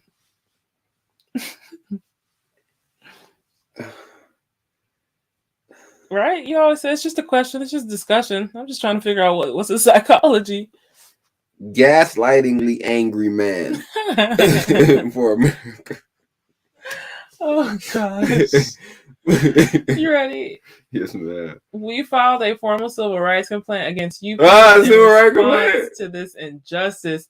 And I was just saying that. I was like, oh, we like Civil War or like because I was listening to the Maya Angelou clip and I was thinking about like the whole Civil War aspect. No, it wasn't Maya Angelou. I'm sorry. It was the HBCU stuff. And it was like, oh, like, do they even acknowledge you on like a civil situation? As far as like with black people is what I was really thinking about. I was like Civil War, Civil Rights War, what that whole thing is like if you're being uncivil in America at this point, it's like cancel culture got you covered type thing, right? It's not like Civil War where it's like you're being bad towards these people or whatever case is, but I guess there is. It's the LGBT. It's just not our fight anymore. It's just took it on its own wild path. But yeah, there's definitely civil rights and civil war still going on. They're just kind of Cold War. But there's civil wars every day, right? Just think about what a civil war would even consist of. Right? Like male versus female right now. The men going their own way and all this different. It is a civil situation. That's a civil war. They feel like women are just uncivil. Yeah. In all aspects and facets of life. Okay, that makes sense. Right. So everybody got a little. Yeah, it's just rights. It's just a more modernized Civil War where it's not the dogs, the holes. The things that they put in our face to be like, this is what a Civil War looks like. When in reality, a Civil War just has elements and concepts, and if we start to look at the elements and concepts, it's like, oh, there's a lot of civil wars going on. I remember I was telling you about this, bro, a couple of years ago. He played basketball, and this was probably like 2012 or whatever. I started really watching college basketball and played for Iowa State. Iowa State ended up going to the blob. Boom, I'm seeing this hooper. I'm like, I kind of like Brick game. Boom, he playing basketball. I'm like, man, I hope Brick get drafted. He gets drafted. I go play 2K with him. Bomb. One day, nigga, a report comes out and says the bro don't like flying on planes. He's scared of flying on planes. I'm like, I want to fly on planes. I'm like, nigga, I don't want to fly on planes, but I've never really thought about it as a thing. But if I got to fly on a plane, I'm flying on that plane. He wasn't going for it. He was one of the first guys I seen stand up, and me, like I said, that's in my basketball time. So I'm like, man, bro, tripping, bro. You giving up basketball for not flying on plane? He tripping. So. Anyway, did he lose somebody from like the 9/11 situation? Right, he has this weird anxiety. So I'm actually gonna send you that YouTube clip so you can put it up. But nevertheless, his name is Royce White, right? Hooper. Long story short, he didn't have a long career because, like I said, he couldn't fly. So I probably played 1-2 years, and I don't know if he went and played overseas or anything else locally that he could do. But I heard him speaking about the Osaka situation today, and it was important. And it was like, okay, I see that angle because that's our same type of angle where it's like, bro, we cannot minimize mental health to what happened to Osaka. Like I'm saying, like that's something, but that's something different. That's these new kids wanting to be validated, right? That's what it is. Because you said it earlier when we watched it. That's what it is, babe. She used to being laughed at. She just wanted to be joking. It's a matter of being mentally weak. You haven't experienced people, interjecting their thoughts. Like you again can turn off the internet, you can block people, so you aren't exposing yourself to these realities. So when these realities expose themselves to you, you're not prepared, and that's where this apathy comes in at. And this whole gaslighting of mental health, when it's like, no, I'm just mentally weak, so anybody who says anything bad about me, I'm gonna cry about it. So now imagine how you use that and you say, yo, look what's going on. What you did was now you minimize somebody like a Royce White that can't go on a plane because of his anxiety. The trauma. Right? The real shit that we need to worry about. And I'm not saying it's nothing wrong, but like that's bullshit, bro. Let's worry about actual, like Leah. Like this actual shit going on right here, you bro. see, that's the thing. I don't want to dismiss her situation neither, and saying like it can't cause the health of her mental to deteriorate because she's so fixated on what happened at Indian Wells and those people heckling her. She doesn't want to go back to Indian Wells or whatever the But case that's is. just validation. So I have to minimize it just for now because I'm telling you, somebody like Royce White, he couldn't continue to play sports. It wasn't where, nigga, I'm crying every night because I got to go on the plane and I get my little blankie and I'm like, right. It's like, I can't do this, bro. It's millions of dollars for me. I can't do it, bro. Right. There's something more even like back in the rights. Back in the days, I just remember like people having like a phobia of hair on Maury and things of that nature. They had these weird phobias. Like those are mentally debilitating states of minds. And it's like, bro, we have to nip this in the butt or this person is literally going to off themselves in front of a whole bunch of other people and it's going to scar everybody in the space. And we don't want that to happen. So yeah, we definitely got to know the difference between being mentally weak and being mentally unhealthy. So we have to change this culture, bro. We have to change this culture with our young youths wanting to be validated so much. But like I said, bro, me and Empras could definitely sympathize with it. Really not sympathize because we don't like a sympathy, but definitely empathize with it because we feel it, right? You can feel it right now, right? While we talking about it, it's like we saying it, but we still like, but what about, you know, because we understand, bro, but man. Yeah, it just always goes back to that question that I told Jace to ask like the JV players or whatever. It's like, can this coach whoop you? Because that's the worst thing that can happen to you, bro. Somebody put their hands on you and injure you in a harmful way because they assume like, oh, they were depressed or whatever the case is because coach is yelling at them to kind of get right and get better at basketball and they feel like they're being personally attacked. And it's like, no, he does this to everybody. Like, there's no personal attack against you. He wants you to get better. But they got lost into the whole, oh, this person, you know, doesn't like me. So now it's low self-esteem. They're kind of depressive. They want to quit or whatever the case. And it's like, no, you have to actually listen and not take things so personal. So that's the key thing here, bro. We have to understand the content and substance of what people are saying versus like, oh, they're just attacking me just because they don't like me. No, it's not personal against you, bro. And it was one person, right? And like, just think about in this situation how they filed a formal civil rights complaint, right? Right. What civil rights complaint would I file if I was working for Osaka and I was like, man, we got to file something for this shit? What would I say? Man, that one person right there, he said something bad, and then they jeered him. It's like, yeah, they booed him. We don't stand or for what that. You're gonna try to sue the person that didn't let you speak on the mic and speak your piece. Like who do we go to? What is the actual complaint that causes trauma? We got to think about it. As a matter of fact, what I'm gonna do is I'm gonna read the civil rights situation. I need to figure out what complaints that I can file. I know they have the thing of just banning people, but yeah, I think that's as far as it goes. But I don't know, man. The way this cancel culture is going, they might be able to sue people just for heckling. The win is Thomas's first national championship, but it adds to 4 Ivy League championships. You been to Ivy League? I didn't know that. Well, yeah, that's the conclusion of that article. Okay, bam. So now we run the Bam. Federal civil rights law help to protect you from unfair treatment or discrimination because of your race, color, national origin, disability, age, or sex. All right, so those are civil rights complaints. So like if somebody got somebody like a male competing as a female, that's a civil rights problem. That's why I was saying man versus woman right now. That's a civil rights issue right there to me. That's a civil rights because it's two different people on two different opposite. It's not like it's man versus man. It's like just because man versus man will just be like, this nonsense. But a black man versus a white man, two different races. You feel me? Like that's how the difference come into things where it's like, we gotta dip this in the bud. Cause this is called something bigger. If it's black man versus black woman, bro, that could be a big war, bro. And then black woman can say, yo, let me get white woman. White woman hate white man.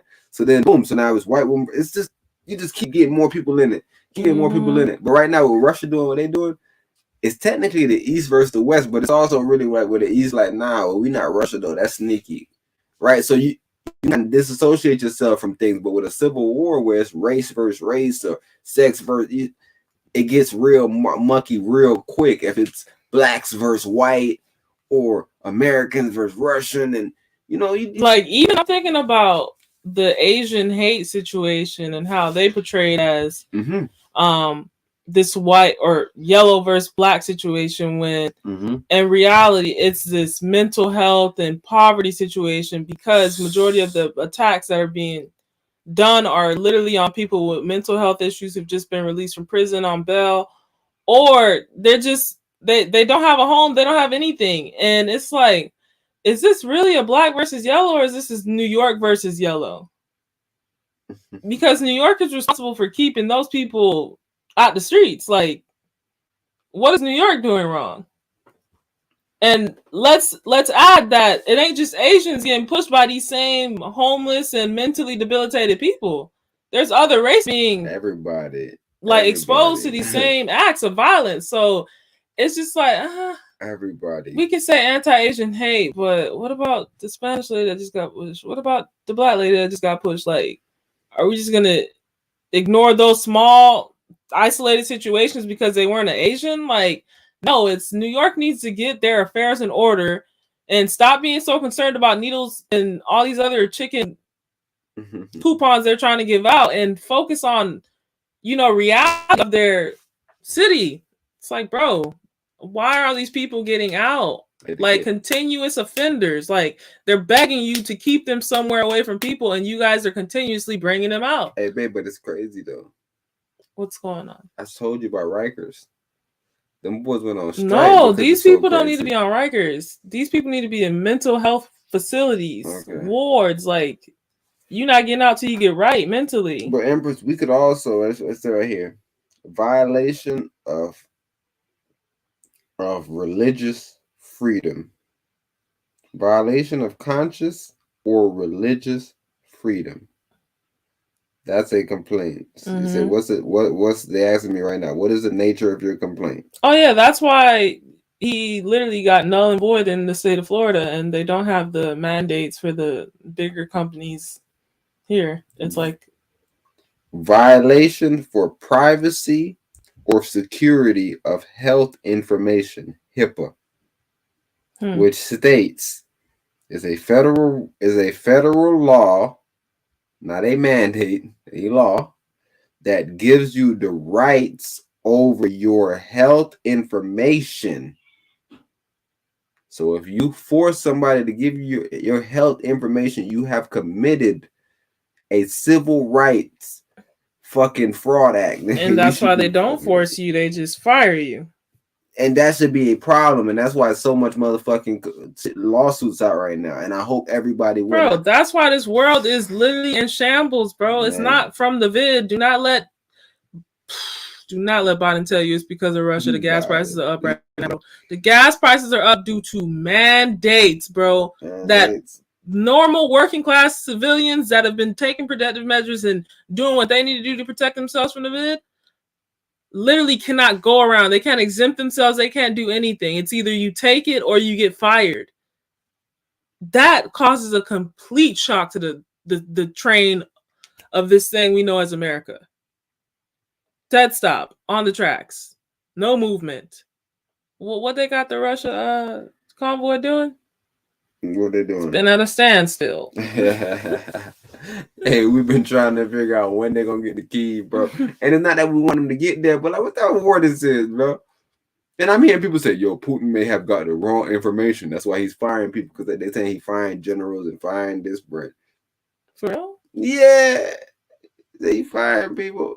That he moving niggas down. He got wrong information. That's why people dying. He didn't know that this was that. And maybe he thought it was soft, or maybe he got information that, yo, they got some soft underbellies, and he went in real soft and they smacked him around. And shit getting crazy right now.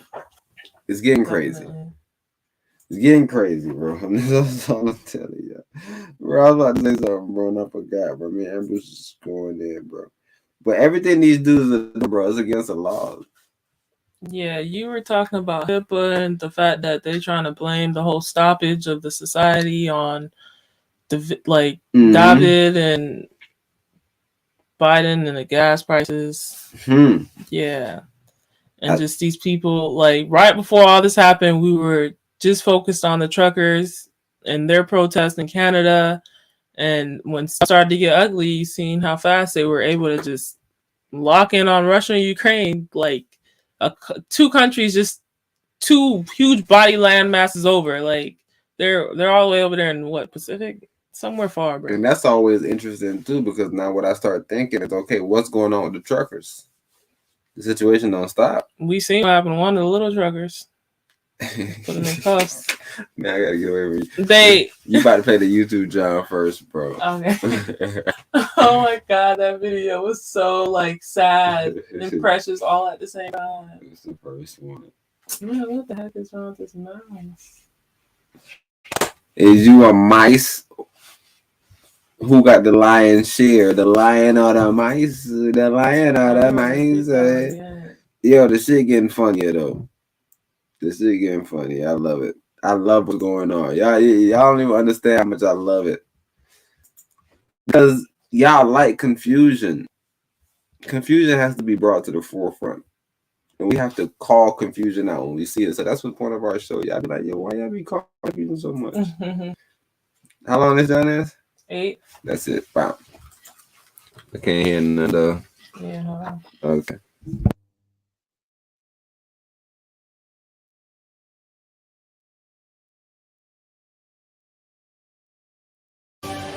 And tonight, controversy continues to swirl around the University of Pennsylvania transgender swimmer LiaThomas, whose continued participation in and dominance of women's swimming prompted the NCAA to issue a rule change. Now, following a vote last week, they agreed to, quote, take a, quote, sport-by-sport approach to transgender participation. Now, while deferring to the national governing body of each sport, in this case, the U.S. swimming, for an official policy. Now, the NCAA deferring this policy making only has led to more confusion. Many of these governing bodies have no official guideline at all. Meanwhile, her continued domination of the sport is sparking widespread outrage. Now, Piers Morgan, writing in the New York Post, calling the NCAA to, quote, stop this woke insanity now. The father of another Penn swimmer lamenting, quote, in an anonymous interview with Fox News, that her teammates are realizing they'll never have a chance at winning the podium, so long as she continues to compete, given the physical disadvantages that they face.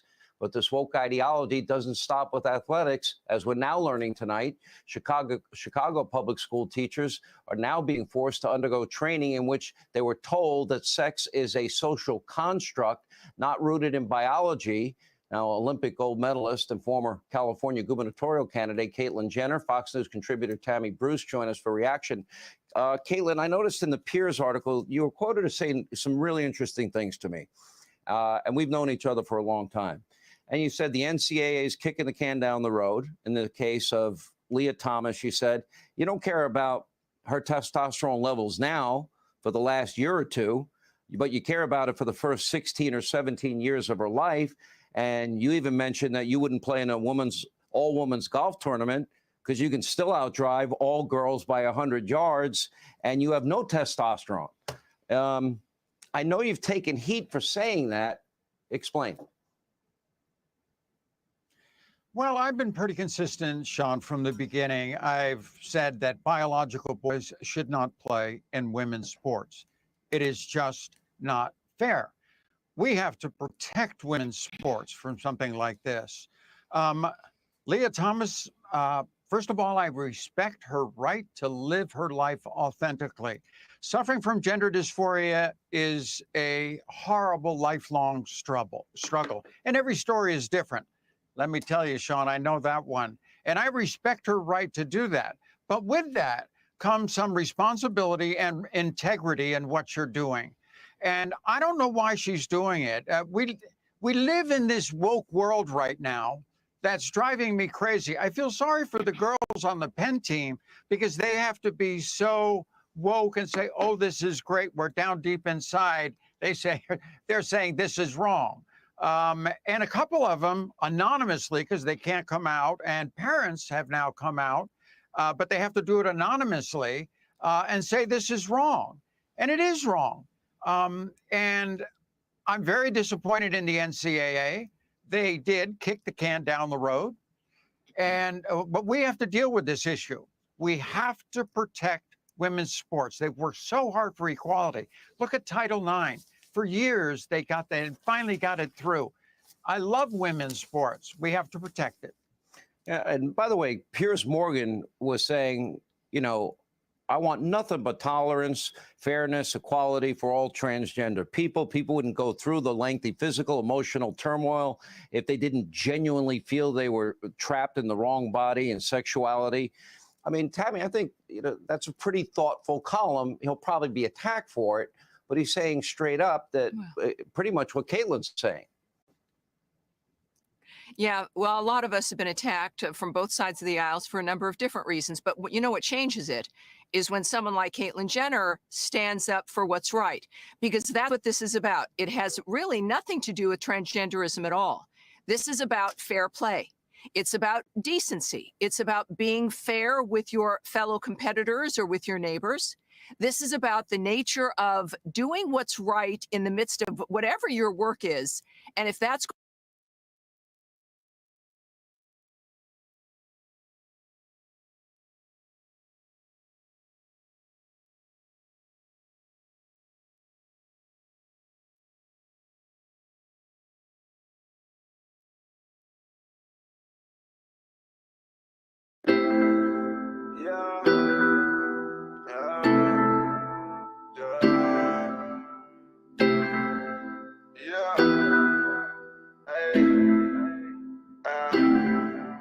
I don't really need the limelight. Yeah. Cause mama taught me how to act right. Yeah. Though I gotta struggle, gotta go through pain, I'm willing to risk it all, no quitting in my veins. Though I gotta struggle, gotta go through pain, I'm willing to risk it all, no quitting in my veins. I've been smoking on the regular. Yeah. And my gas is not regular. Yeah. Cherish every moment, I cannot complain. Focus on myself, I'm just trying to do my thing. Cherish every moment, I cannot complain. Focus on myself, I'm just trying to do my thing. Lost some niggas in the battlefield. Yeah. Open my eyes, so I had to chill. Yeah. If you wise, you listen. Never catch me slipping. Yeah, that boy be gripping on that bottle, he be dripping on. He gotta see my vision. Plot the competition, just forgive it, be a mention. Baby mama stretching, bitchin', leave that food in that kitchen. And all that one giving, had to go to couple missions just to get up out these trenches. The main thing, never fold. My real friends, they never told. And really, I ain't never sold that such a shit. I still oppose it. When the time's right, I be aiming for the stars. When the time's right, I be shooting for the stars. When the time's right, I be aiming for the stars. When the time's right, I be shooting for the stars. When the time's right. When the time's right. When the time's right.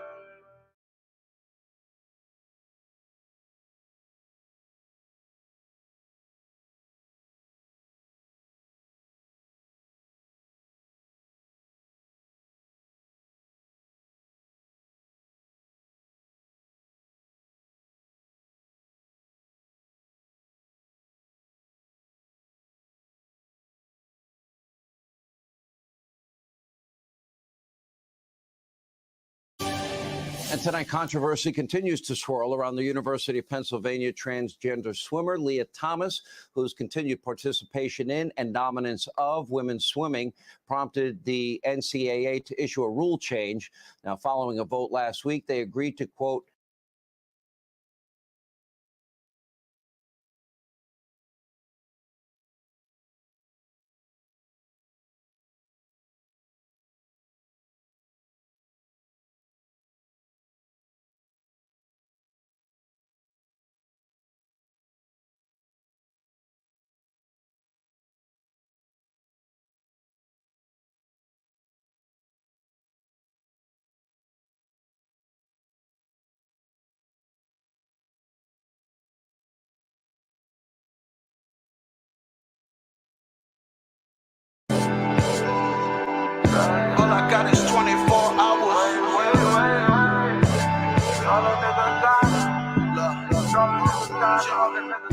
All I got is 24 hours. Live and die in 24 hours. What is really age with the same day looping in the phase of just 24 hours. If your neighbor does more with the same 24, gotta ask yourself, what is your power? Are you living for the struggle or honor? Should've make a nigga summon forefathers. I'm just thankful that my mother brought fodder. Should've brung a double dozen more flowers. Uppers or downers, blunt of pure sour. Smoking through my last 24 hours. Same sun and moon, tug of war drama. Feel the tears look above and saw showers. I just wish I had 100 more hours. God's generous, but 24's modest. What we got a budget for? Can I borrow some of y'all? Spend it quick as $24. Gone faster than my mother's wall chowder. I could feel a tender love and pure power. Here's 24, her 24, there 24, wish 24's hours. Would you trade your money for hours? Trade your hours for a couple more commas. First you see the dark and then you see the light. Then you see the day and then you see the night. I'm just narrating what I see inside. Think of my creator, I can read and write. Stumble on my path, I think I need a ride. Struggle in the sadness, bring my evil side. Swallowing my ego when I eat my pride. Fighting to the end until I see the bride. All I got is day and night. Right, night is dark, day is light. I say good morning, then I say good night. Day and night, my only options in the game of life. Play the dice, you lose them both if you don't pay the price. Night is black and day is white, kind of racial right. Sundial, it's made of ice like a glacier might. Calibrated the way I like, count to 24-hour hand. Rotated twice, day or change the night. Mother Nature and Father Time had a baby and they named it Christ. They only son, I hope they raise him right. Daughter too, her name is Luna, but they ain't like when sun is down, you see her rising to her greatest height. Feel like E.T. on his flying, levitating bike. You'll see my shadow on the moon, cause I was taking flight. Living like I made a shine. Yeah. First you see the dark and then you see the light. Then you see the day and then you see the night. I'm just narrating what I see inside. Think of my creator, I can read and write. Stumble on my path, I think I need a ride. Struggle in the silence, bring my evil side. Swallowing my ego when I eat my pride. Fighting to the end until I see the bride. I'll be mad if you ain't at my weight. In a race, blasting faith and some pasta mace. Throwing bricks, wrapped in mask and tape. Take me from the fifth down to Astor Place. Let me see the grin on the bastard's face. I'm coming from the kin of the master race. Next to Nipsey in the master's race. I know the code, so I crack the safe. Bury me with Sadie in his casket late. And we owners, so our master safe. Bury me in polo with a gat on waist. Victory is sweet, I need the aftertaste. First you see the dark and then you see the light. Then you see the day and then you see the night. I'm just narrating what I see inside. Think of my creator, I can read and write. Stumble on my path, I think I need a ride. Struggle in the silence, bring my evil side. Swallowing my ego when I eat my pride. Fighting to the end until I see the bride.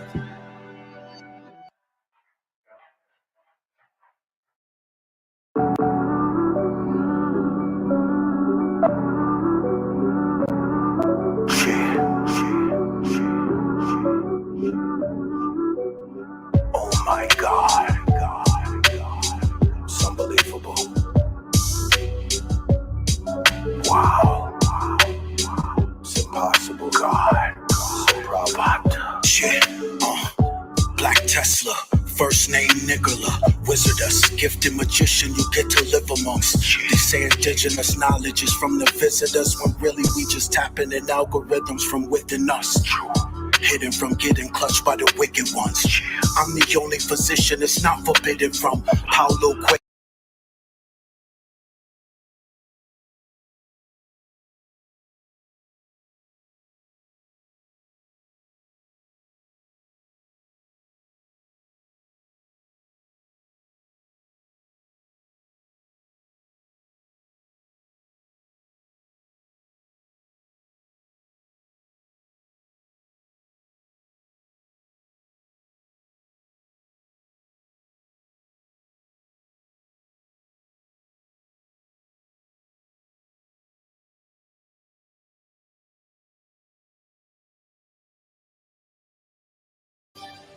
And tonight, controversy continues to swirl around the University of Pennsylvania transgender swimmer LiaThomas, whose continued participation in and dominance of women's swimming prompted the NCAA to issue a rule change.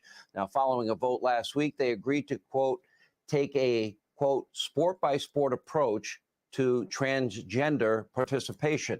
Now, while deferring to the national governing body of each sport, in this case, the U.S. swimming, for an official policy. Now, the NCAA deferring this policy making only has led to more confusion. Many of these governing bodies have no official guideline at all. Meanwhile, her continued domination of the sport is sparking widespread outrage. Now, Piers Morgan, writing in the New York Post, calling the NCAA to, quote, stop this woke insanity now. The father of another Penn swimmer lamenting, quote, in an anonymous interview with Fox News, that her teammates are realizing they'll never have a chance at winning the podium, so long as she continues to compete, given the physical disadvantages that they face. But this woke ideology doesn't stop with athletics, as we're now learning tonight. Chicago public school teachers are now being forced to undergo training in which they were told that sex is a social construct, not rooted in biology. Now, Olympic gold medalist and former California gubernatorial candidate Caitlyn Jenner, Fox News contributor Tammy Bruce join us for reaction. Caitlyn, I noticed in the Piers article, you were quoted as saying some really interesting things to me. And we've known each other for a long time. And you said the NCAA is kicking the can down the road. In the case of LiaThomas, you said you don't care about her testosterone levels now for the last year or two, but you care about it for the first 16 or 17 years of her life. And you even mentioned that you wouldn't play in a all-women's golf tournament because you can still outdrive all girls by 100 yards, and you have no testosterone. I know you've taken heat for saying that. Explain. Well, I've been pretty consistent, Sean, from the beginning. I've said that biological boys should not play in women's sports. It is just not fair. We have to protect women's sports from something like this. LiaThomas, first of all, I respect her right to live her life authentically. Suffering from gender dysphoria is a horrible lifelong struggle, and every story is different. Let me tell you, Sean, I know that one. And I respect her right to do that. But with that comes some responsibility and integrity in what you're doing.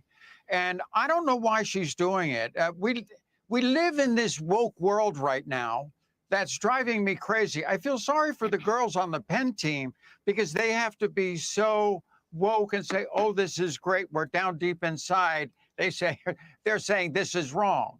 And a couple of them anonymously, because they can't come out, and parents have now come out, but they have to do it anonymously and say this is wrong. And it is wrong. And I'm very disappointed in the NCAA. They did kick the can down the road. But we have to deal with this issue. We have to protect women's sports. They've worked so hard for equality. Look at Title IX. For years, they finally got it through. I love women's sports. We have to protect it. Yeah, and by the way, Piers Morgan was saying, you know, I want nothing but tolerance, fairness, equality for all transgender people. People wouldn't go through the lengthy physical, emotional turmoil if they didn't genuinely feel they were trapped in the wrong body and sexuality. I mean, Tammy, I think that's a pretty thoughtful column. He'll probably be attacked for it, but he's saying straight up that pretty much what Caitlyn's saying. Yeah, well, a lot of us have been attacked from both sides of the aisles for a number of different reasons. But you know what changes it is when someone like Caitlyn Jenner stands up for what's right, because that's what this is about. It has really nothing to do with transgenderism at all. This is about fair play. It's about decency. It's about being fair with your fellow competitors or with your neighbors. This is about the nature of doing what's right in the midst of whatever your work is, and if that's going to give you an advantage. And you must know, and I don't know Leah, I'm sure she's a wonderful woman. At the same time, she knows at every single meet that it is not an even playing field. She knows that every single time she blows out women's records every moment. And that is what we're talking about here. So there is a small section of bullies who want no one to speak about this, but I can tell you, as Caitlin has refused to participate in certain women's sports because she knows of her physical difference and her the ability to do better because of that physical difference, having grown as a boy and then as a male. And now we know, I've got several transgender friends who also agree that this is outrageous. We also don't know of those athletes who have refused to do this because they don't make the news. So I just want to tell everyone watching that this is not about the transgender community. This is not universally what is wanted. In fact, it harms the nature and the argument about who people are in general. Let me tell you, if someone's going to be unfair as a transgender woman, they're going to be unfair as the man that they were. They're going to be unfair as a person. That's why this is about the individual. And even after 17 years with this network, I have to say this every now and then, Sean, is that as a gay woman, I understand the difference of living a different life. And it is about respecting the community and making decisions that's best in general for the people that you're with. Well, then I can ask both of you the same question. Generally speaking, Caitlin, how many times do you find yourself running into bigoted people? Or Tammy, same question. We'll go with Caitlin first. Well, to be honest with you, you get that. Honestly, I never get that to my face. To my face, people are so nice. Right. They're great. They're wonderful. By the way, they're nice to me too, and to my face. Then I walk away and I hear it in the background. To my face. Yeah. And then you go online and check comments, which I don't do very often, but sometimes just find it kind of fun. But first of all, I can take a lot of heat. I'm kind of used to it, Sean. And to be honest with you, a lot of those comments that people make with nobody around, I don't know if they really believe that kind of stuff. They may, but that's okay. I mean, honestly, I can take it. I'm about, Sean, I'm a patriot. I love this country. I love our freedoms, and I love the trans community, but we have to do what's fair and we have to do what's right. So, LiaThomas grew up as a biological boy. A couple of years ago was on the male swim team. A couple of years of, hormones and testosterone depressants doesn't change a lot of things. Hands are big, cardiovascular system big. You see pictures, her back is huge. She can run. I mean, she can swim really fast, and it's just not fair. It's not fair. Tammy, we'll give you the last word. I want to make sure. Has to really look into this. Tammy, we have about 45 seconds. I want to make sure. Yep. I want to make sure that Caitlin knows and everyone else knows the importance of standing up for what you believe in, as the parents are, because we must make a turn here. Transgenders, gay people, others must stand up and must hear honest opinions about this, that it does no good for the community to be bullies or to not speak the truth about the nature of what's going on. I want to thank Caitlin for being a great role model and for doing the right thing, and for everyone else to stand up, because it helps all of us in the community to be honest and to be fair. There's just no doubt about it. Like I said, I couldn't do nothing more than wholeheartedly agree, bro. I can't imagine a situation where you can come to me and explain to me why it's so great. But and that's another thing too, because now I'm thinking about it, goes back to the Don't Say Homosexual bill. And it's like, homosexual, that word in itself is kind of offensive. Why? Is it because of homo? No. Homer, all that other stuff is fine. But once you say sexual, that's when it becomes really weird. And it's like, ugh. And it's like, yeah, that's what you're doing. Sex. Taboo topic. Shouldn't be spoken around children. Let's let children enjoy their innocence while they can. Like, don't say sex. How about that? Let's start there. And that's what we fail to be fair with. It's like, come on, bro. You telling me that unfortunately a dysfunctional household where a child is now questioning their sexuality should be something that's forced on other households that do have that balance of the masculine and feminine energy? Like, why are we highlighting the lowlights? Babe, I'm saying, even back in the days, I know people that just was raised with their mom that This just wasn't pushed. It just wasn't pushed on us still, right? Mm-hmm. So it ain't even about being balanced in a sense sometimes, bro. It's just where is the even the common sense? Even like, cause common sense used to be like, yo, I know I'm unbalanced. I need to get them around these and get them. You feel me? Now it's like, nah, I'm balanced. I'm both, right? We first started seeing it when women was saying, yo, I'm the they was the little situation where they the mother, they the father type vibe. Oh, happy Mother's Day, happy Father's Day. So we already seen that going on, and then that's keep on going on, and it gets to this point, bro. But I'm telling you, every time you open up a leaf, and that's what they're saying. They're saying this bill closed down a leaf at the small level, but it's just gonna get bigger. They said they're gonna close it down at the bigger level. They're like, yo, it's been working with the third graders. I'm seeing that a lot of them we ain't been talking about it. And look, they got good grades. Then they may try with the fifth graders, man. The fifth graders grades bad. Yeah, because it's like, you know what? If we do develop a school for homosexual people, kids, whatever you want to call them, like, we can actually see whether test results are different. Like, they would almost have to prove themselves and whether it makes sense to even mention these things. Put some CRT in there. No, that's all facts. I was about to say that's saying what they do. They do melanated people. They don't feel like we worth being in nothing with them. So facts. They definitely segregate you by colors. Yeah. So hey, start off right there, right? Where we say, yo, let me see how good you is, though. You say you play sports. Let me see you at sports. Man, it seems like nobody wants to watch.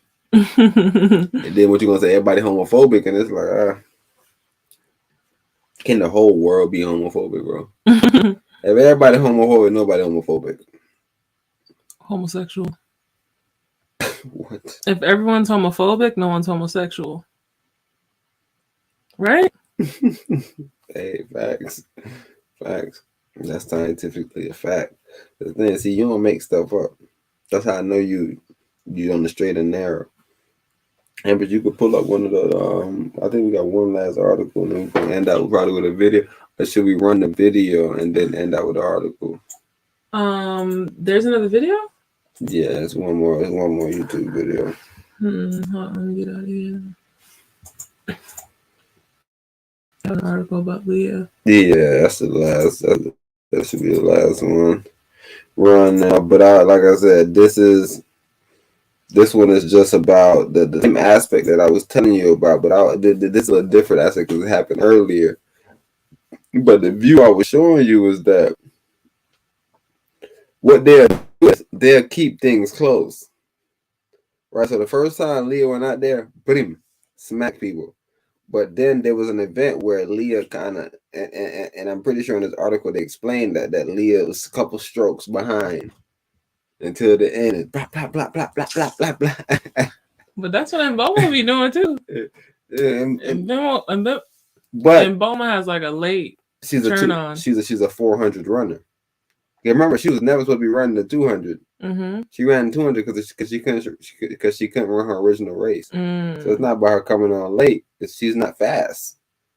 Right? She's not a fast girl. It's like saying, yo, Allison Felix, bro. It's like she come on late. It's like she's not really fast. Like I don't know when you wanted to come on. And you know the only reason why I did that because I don't want you seem like you mucking up the water. Okay. You bucking up the water. Why you bringing Christine and Bowman in this situation? Oh no, and that's the thing. I really wanted to go to another bro because the guy that we just seen racing against Coleman and Bracy, he looked like he kind of pulled up. Ooh, the fast one, the man that won. Yeah, but not in that race.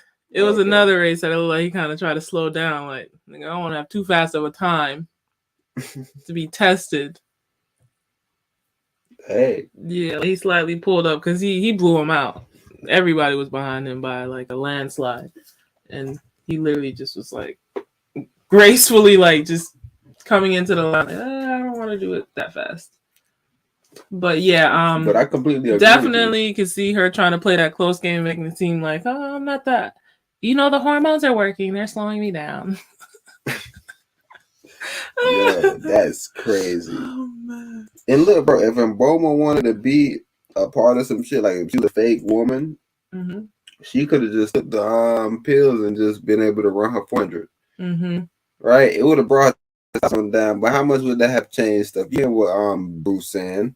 I have no testosterone. About 100 yards. 100 yards I'm giving every woman. I don't give a fuck what I don't need testosterone, bro, to use the arms that I used to have. These old arms. These old hands that I still got. And Boma has yet to be hero. Yeah, Elaine. That's she can't, but in the 400, right? In the 400, she was competing with Bahamas. Nobody could really beat. Right? And she beat her. She beat her. Okay. She beat her, but she didn't get the Olympics because she wasn't able to compete in the Olympics. Why? So I'm pretty sure Johnny Miller won the Olympics is in the 400. She won the 1 and 2. I know, because I know Elaine won the 1 and 2, but the Sharika, yeah, see, Obama came second, right? She beat Shelly Ann right at the end. See what I'm saying? Like in Bowman, what in the 100? In the 2. For real? Mm-hmm. In the 100, it was Jamaican sweep 1, 2, and 3. Yeah. But in the 200, is Lane number 1, Shelly and Sharika was right behind them, but Bowman passed Shelly Ann at the end. So yeah, nigga, Shelly Ann was 3rd. Okay. So I'm just showing you, like, but in that situation, even in that situation, as a female, I'd be mad. Damn, this girl came down from her race. Damn, this is my year to win. Imagine being a female and a man doing it to you. Somebody that ain't like he won. This person wasn't even in the pool before. Yeah. Like it's not like motherfucker was running the 800 and they like, yo, I'm gonna start running the 200 now. It's not like, oh, we already seen them run the 800. Like, imagine if they had like a Sha'Carri mouth. I'm still the first sexy woman in the world. It's like, boy, if you don't sit down. Yeah. Hold on. So how did I got it muted somewhere? I'm like, yeah, how this shit playing? I'm like, it was cold. And I'm gonna politely or try to analogize that. That's the cocaine era. People use cocaine on weekends. That's right. Social media is crack cocaine, and people use it 7 days a week. I believe that she, like many in her generation, in our generation, or in our modern culture, are suffering from a radical material and external validating culture, right? One that says external validation and hypermaterialism will give you empowerment, and it'll also make you healthy. But those things aren't a pretext for health. They're actually a pretext for uncontrollable, unresolvable angst and despair, which ultimately are the precursor to suicide. And so I do feel for Osaka, because I think that there's so much radical. Right, and that's the point that me and Empras kept on stressing. It was like there's a line to tiptoe through. Right, there's a line where it's like, hold on, be careful though, because there is something real here. Because the fact that you need to be validated by outside people, that could really affect your mental health. Like, so it does create this vicious cycle. But is it a trauma that you're inflicting on yourself? Yeah, right. And that's where it's a small line where it's like, yo, we have to stop doing that within our whole little generation of millennials or whatever we may call ourselves. We gotta, bro, nip it in the butt. Like, literally, guys, here's the solution. When these thoughts do come to your mind that you're not good enough, you're not ever going to be good enough, or whatever the case is, you have to realize, like, okay, is this true first and foremost? If it is true, why is it true? What are you not doing? Like, we have to start analyzing ourselves and realizing that we have to let go of these thoughts, because ultimately they're just thoughts, and we can literally change in the split of a second. Like, you have free will to change and better yourself. Like Naomi Osaka, like, you literally just dethroned Serena Williams. Like, let's not forget that. Like, you literally were competing at that level. Like, we can't just be like, oh, I'm not good enough. Oh, I'm falling off. Like, hello, we've gone through a lot. Like, let's not ignore that. The vid did happen. Like, Travel is straight, like everything is different. But for us to kind of just get down on ourselves and feed these thoughts and these entities of our imagination, it's not fair to people that, you know, have actually had trauma inflicted onto them. See, but it's always, I think it's always when you don't really love the sport. Mm-hmm. When you're just doing it because validation or money. Mm-hmm. Yeah, because like the Kobe Bryant, you could boo him all you want. It's irrelevant. They to get him angry almost. Yeah. Like, hold on, did they size me? But like, there's like Westbrook, and that's the mentally strong people. Like, it's just like, and mentally strong isn't just like you literally lifting crossword puzzles all day and building your. No, it's not that language. Mental toughness comes from building, from focusing the mindset of abundance and legacy. You're focused in the mindset of lacking, which is always going to eat you alive. You have to change the settings on your mind and be like, no, you know what? I actually am good at this, bro. No, you know what? I need to go practice. Maybe I need to get off the phone with Corday. Maybe I need, like, you have to start assessing things before you just write it off as, oh, people hate me. Oh, I'm not good enough. Oh, it's because I'm this. Oh, because I'm that. Oh, I'm mixed. Like, let's not conflate ideas here, because that's the worst thing you can do to yourself, and you're literally inflicting trauma on yourself, which isn't fair to yourself. Like, we have to sit with these thoughts. Like, that's step number one in all of this. Let's sit with these thoughts, assess whether they're true or not, and why they're true, and how we can fix them and resolve these ideas and thoughts that we don't agree with. Man, like I said, that's the main reason why he said material and outside validation, because you can't control that.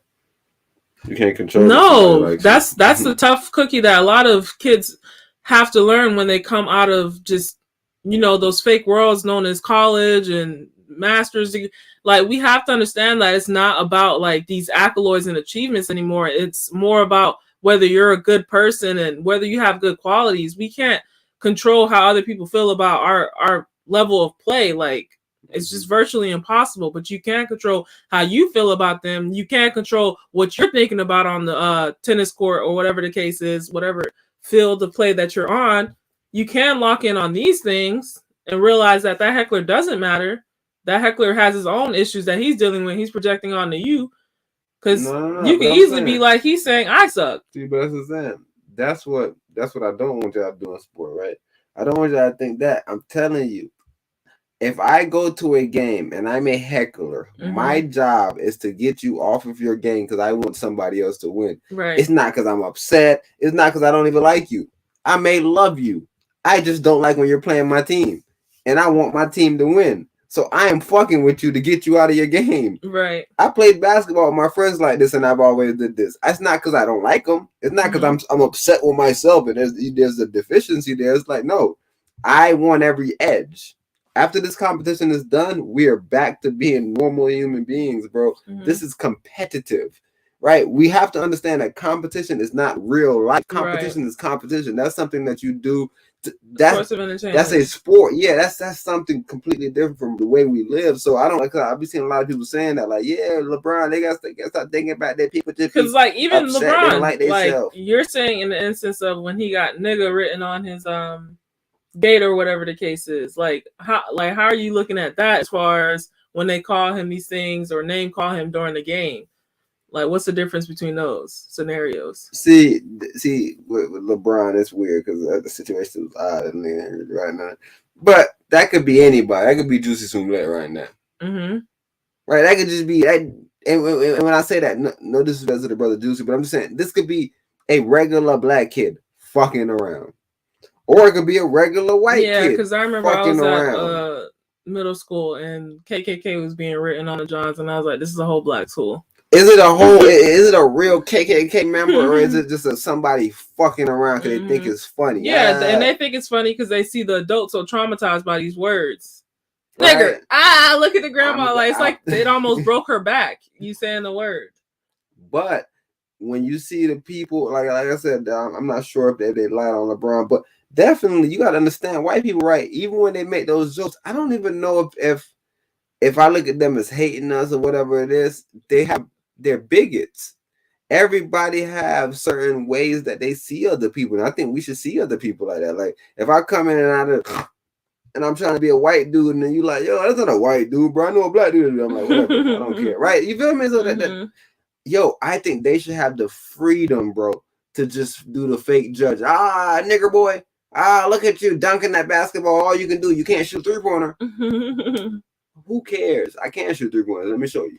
Your team losing. What team you going for? Your team losing? Your team losing? That's what you do to people that do that to you. You like, bro, Kobe got the situation in Denver, Empress. Ask the Denver Nuggets how they feel about Kobe Bryant. Every year we had to play these motherfuckers in the Western Conference Finals. They had Carmelo Anthony. And that's what I'm saying. People put a lot of knock on players, but the reason why players wasn't able to win was because Kobe was so insane about the game of basketball, right? He said that he had to figure out a character. That's what I was saying with Beyonce being Sasha Fierce. Even I tell you, even with me on the court, like I'm completely different from the way me in the regular world.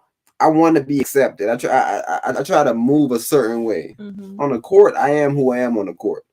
Right? So that's what I'm saying. Like, you have to get that identity where it's like, yeah, bro, people hate you, bro. You have to understand that. You have to turn that into your strength. You have to find a way to empower yourself with this. Because if you start saying, yo, there's something wrong with them, it's like, man, I feel sorry for them. There's nothing wrong with them. They fucking with you and they fucking with you. Okay, so you're saying like in the arena, it is what it is. That's the like gladiator. Yes, ma'am. It's the arena. That's where it's at. Yes, ma'am. You can't control that. But when you go into your personal life, and people are harassing you or finding you and be like, "Yo, you sucked at Indian Wells, bro." Like, I'm gonna continue to harass you about it. That's when it becomes a thing that you might be concerned about, because this person now knows where you live at, and yeah, you have a right to be concerned about your safety and your privacy, because how does this person find out where I say that? Like, what's the seriousness of the threat? Yeah. To figure out. Yes, ma'am. So that's when your mental can kind of start to kind of waver, because it's like, oh snap, like there's a paranoia, like there's a complete stranger that's literally harassing me. But even because I know because harassing that they use that word broad. Westbrook, right? They're saying he's being harassed. They're saying, yeah, it's cool while you in the arena, but y'all got memes about me and all this. It's like, that's all fair too. This is another fake world that we on. Yeah. You remember, these are two fake worlds. Now the real problem is if you're in real life and you're with your family, or you if you're in real life at all, I don't give a fuck if you're with your family, if you're with yourself, bro. Me as a fan should not approach you in no disrespectful way, because that right there is where it's man to man. Yeah, it's like we're not in the arena. It's not. This has nothing to do with basketball. It has nothing to do with nothing, bro. Are you being a hater away from the game? And that's where we should protect. Get your weird ass away from me, boy. That's where we should protect celebrities, Empress. We shouldn't have that weird rule where I can sue them. No. That's where we should protect them. Yeah, and there are situations like that. The baby, prime example. You're antagonizing this man. He rightfully was defending himself. Like, we have to understand that we can be mad still, bro. But if somebody just yelling at you, bro, through the bus, and you jump out the bus and beat his ass, bro, come on, bro. It's a bit much. You on the bus, bro. You going away, fuck them, bro. But like I said, if it's a situation where you're confronted, bro, people can't confront people, bro. Like, I don't care if I'm the happiest person on TV. If you see me as a comedian, don't run up to me in person, bro. Right? When you see me in person, try to, you tell me people don't know how to get attention no more, bro. You tell me, bro, that the way I was raised, bro, you tell me nobody in the world know that. Bro, I remember one day when I was a child, Empress. I tell you, it's a fundraise. One day, I'm not thinking nothing about it. I walk right up on a man's car. A grown, probably a street dude, walk up on his car because probably his car was nice. I'm like, I know bro got some money. You know, I used to pick cars out. I know bro got some money. I'm right on the man car, Empress. I'm talking about, I'm tall too, and so I don't look like I'm in whatever grade I'm in, nigga. So he like, right, and I remember him telling me, "Yo, don't do that, bro." Right, he didn't say it in no disrespectful way, but he was just letting me know, like, he was like, "Yeah, it might be something," and he said it so playfully that I didn't take it no way. You feel me? Because you know you gotta learn how to communicate. Because maybe he would have said it weird. I'm like, "Nigga, what? Ain't do nothing to me." So I don't know. Maybe the way he said it's like, damn, you can't be doing that, boy. Yeah, my shit on gold. Yeah, and I was like, oh snap, my bad, bro. That make hella sense, because I started thinking about it, like, damn, like people are living their lives. Yeah, it's like, bro, what if I was crazy? What if I was a crazy dude and I was boom banging on your window and you thought it was all good and I just blast your head off? Right? Right, you feel me? So it's fair enough. And when he told me that, I was like, oh, okay. So boom, knock on the window and step back. So he see you, he know that you just not on the window. You like, hey, excuse me, sir, I'm trying to ask you a question real quick. Can I come a little closer? Right, and that's what I was saying. Like, do we not know how to communicate with people? It's like, yo, excuse me. Like, unless you're a child where it's no harm to you just walking up to somebody, you should know boundaries. You should know, like, yo, I just can't just walk in his space right now. Like, yeah, and the main thing is audio. If you're gonna walk up on somebody, make it auditory from a distance. Like, yo, like we was just watching an NLE clip or whatever. If the kid is like, yo, NLE, and he's not responding, unfortunately you missed it. Maybe you could take a picture and be like, yo, I seen him, but you can't try to grab his attention and walk up on him and he has his headphones on and he can't hear you.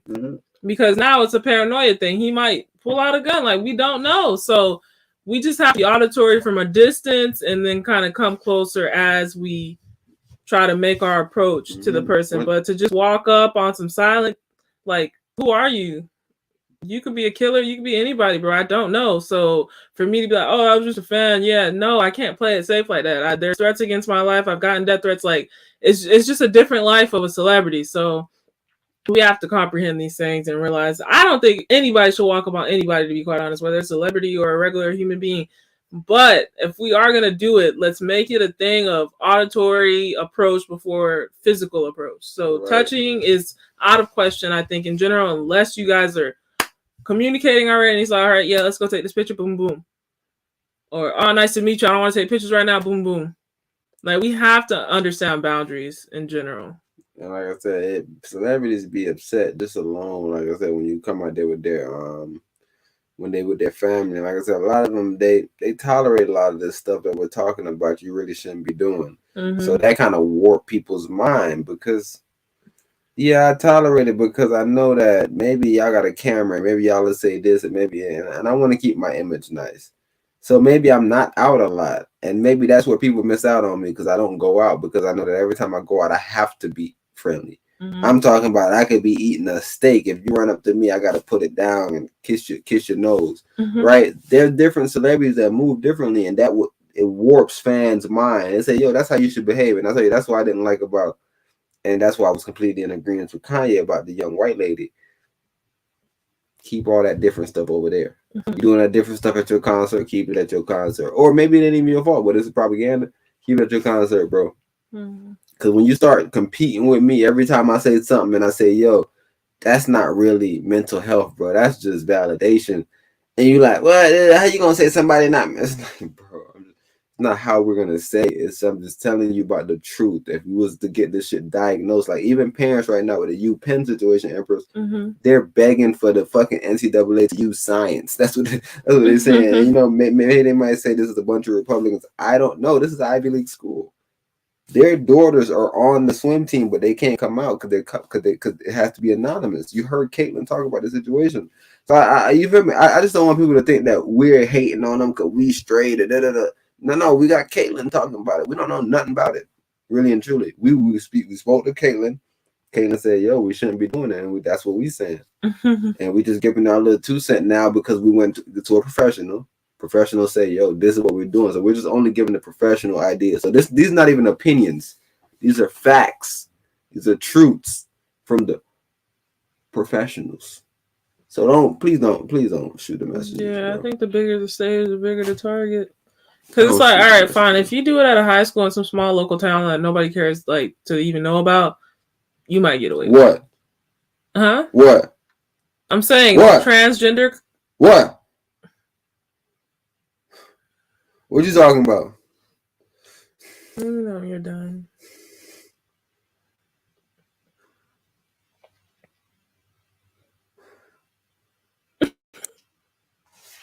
What you saying, bro? You saying that somebody can get away with doing this? Yes, I think they can get away on a smaller stage. Man, you know in the first place that they did that? Where? In Florida. Where? It was a track and field. What school? What are you talking about? The man. Look, my point exactly. He doesn't even know what school. What you mean? They did it at.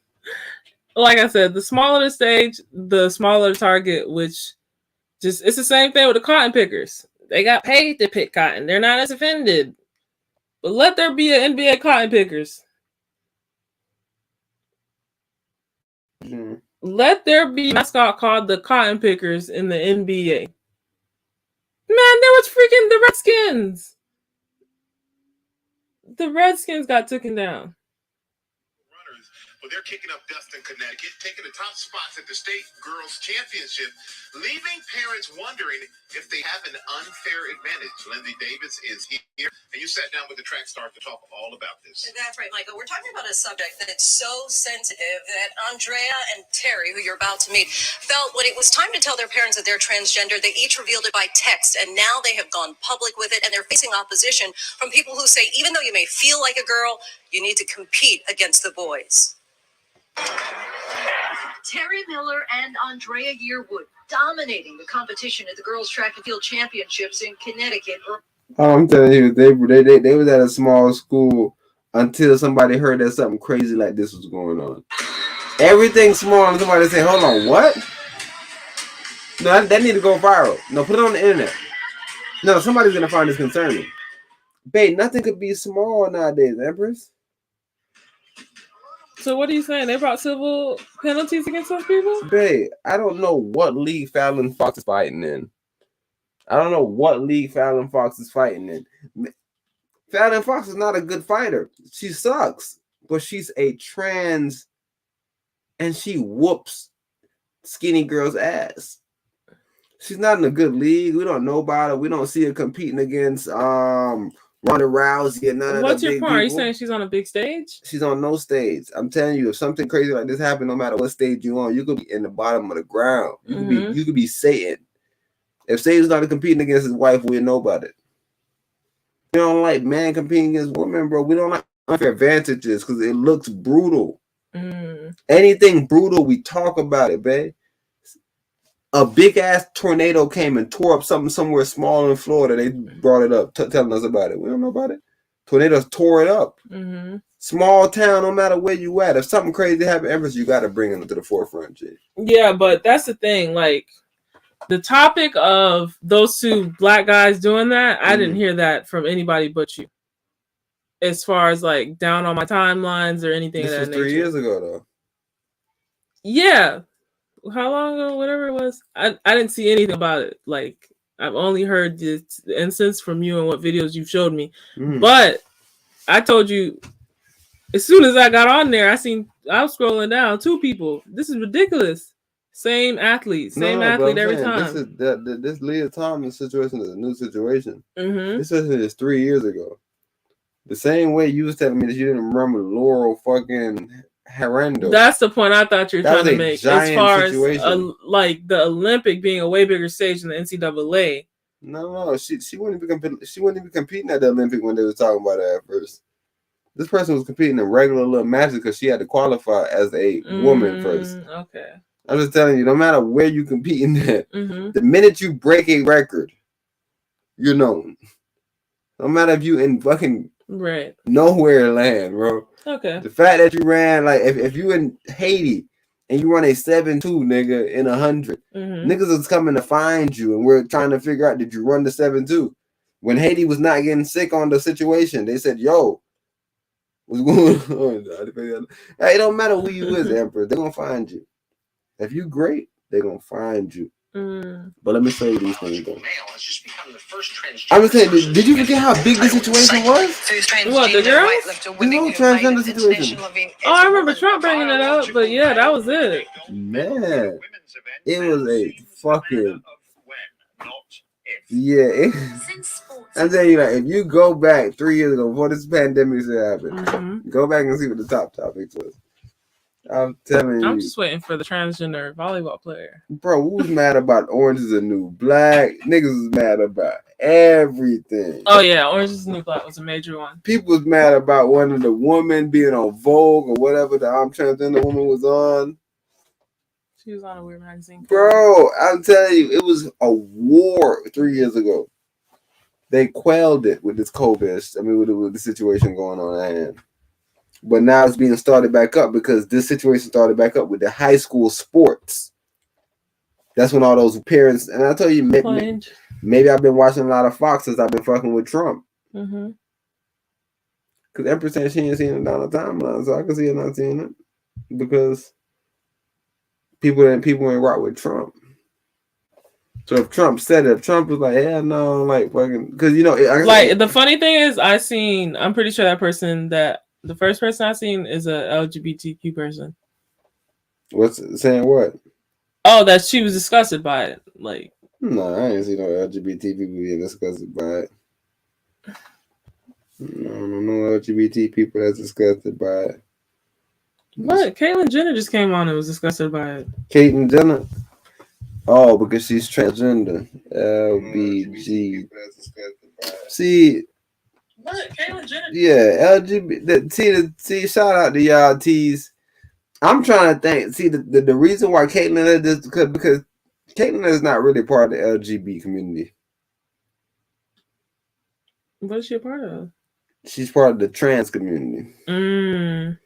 But what they're doing is they're making it the alphabet gang. Remember the Dave Chappelle joke? Mm-hmm.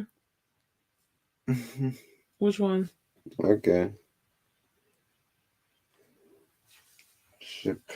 My John passed away. Huh? Man, throw your John on a charger, bro.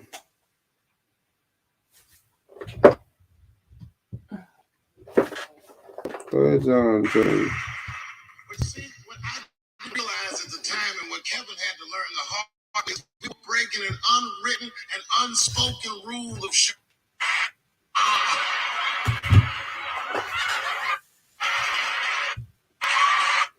Man, he said the L's on like the B's, the B's on like the T's. Yeah, the car one. You pull over at the next exit. I need to use the. There's not a restroom for you for states. Shut the fuck up so we can get where we're going.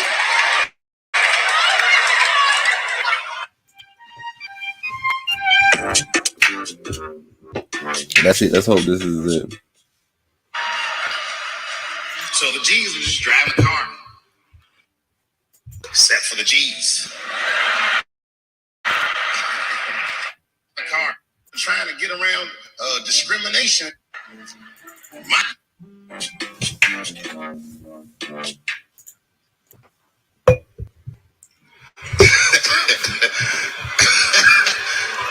Like I was saying,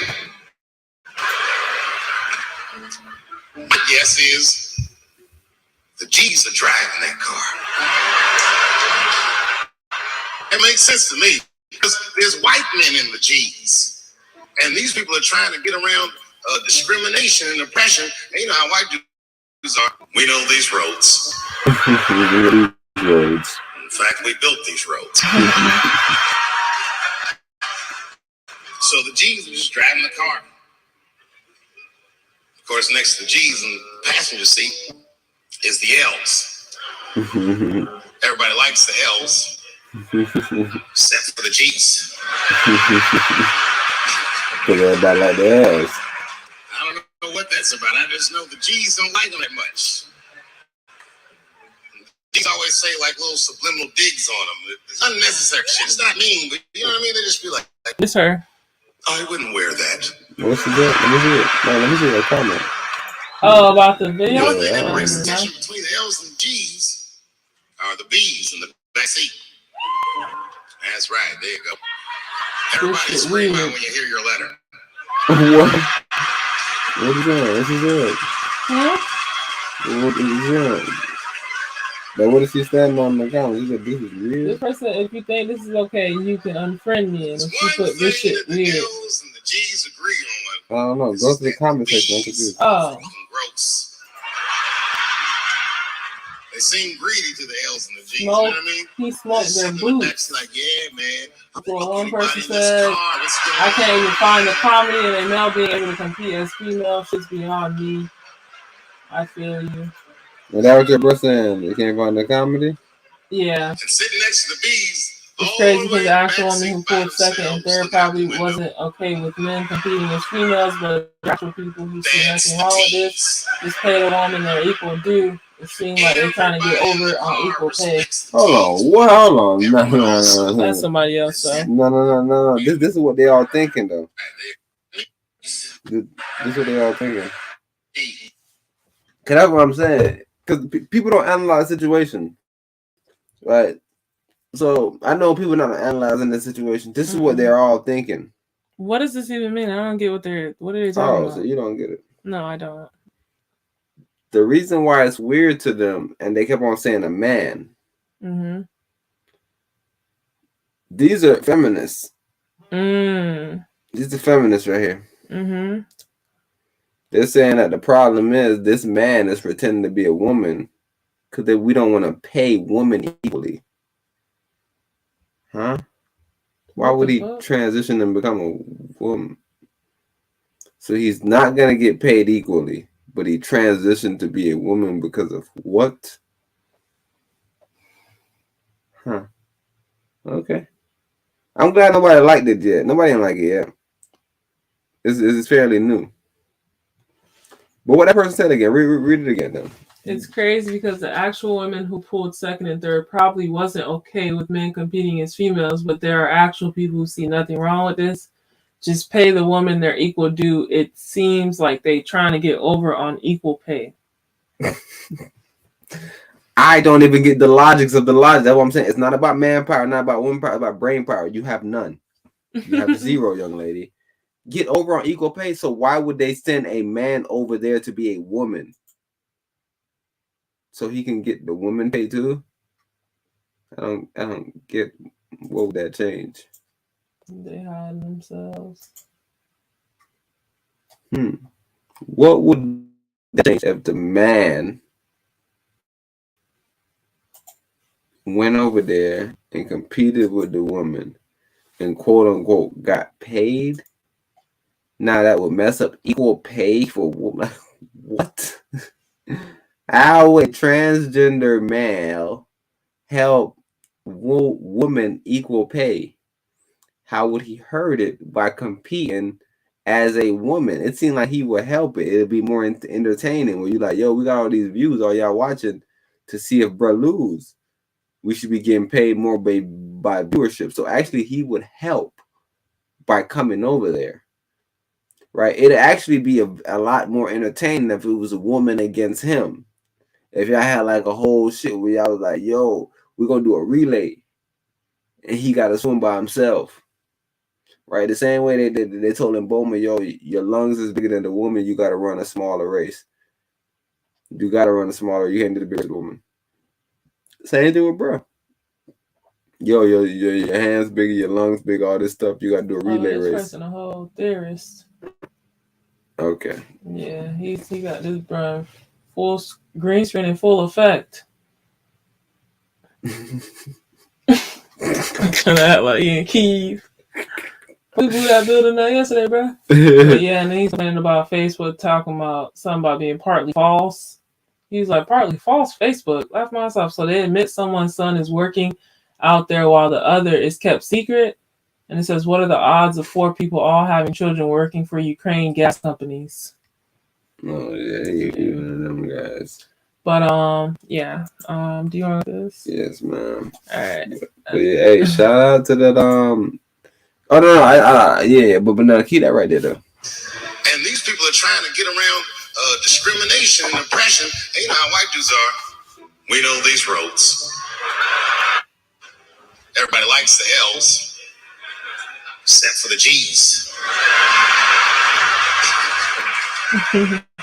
We know it. I don't know what that's about. I just know the G's don't like them that much. We don't know. The G's always say like little subliminal digs on them. It's unnecessary shit. It's not mean, but you know what I mean? They just be like, I wouldn't wear that.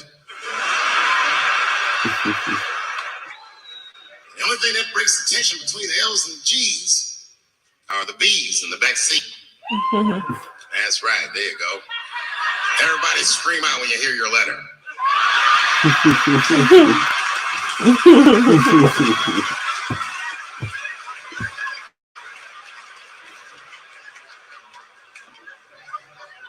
If it's one thing that the L's and the G's agree on, is that the B's are fucking gross.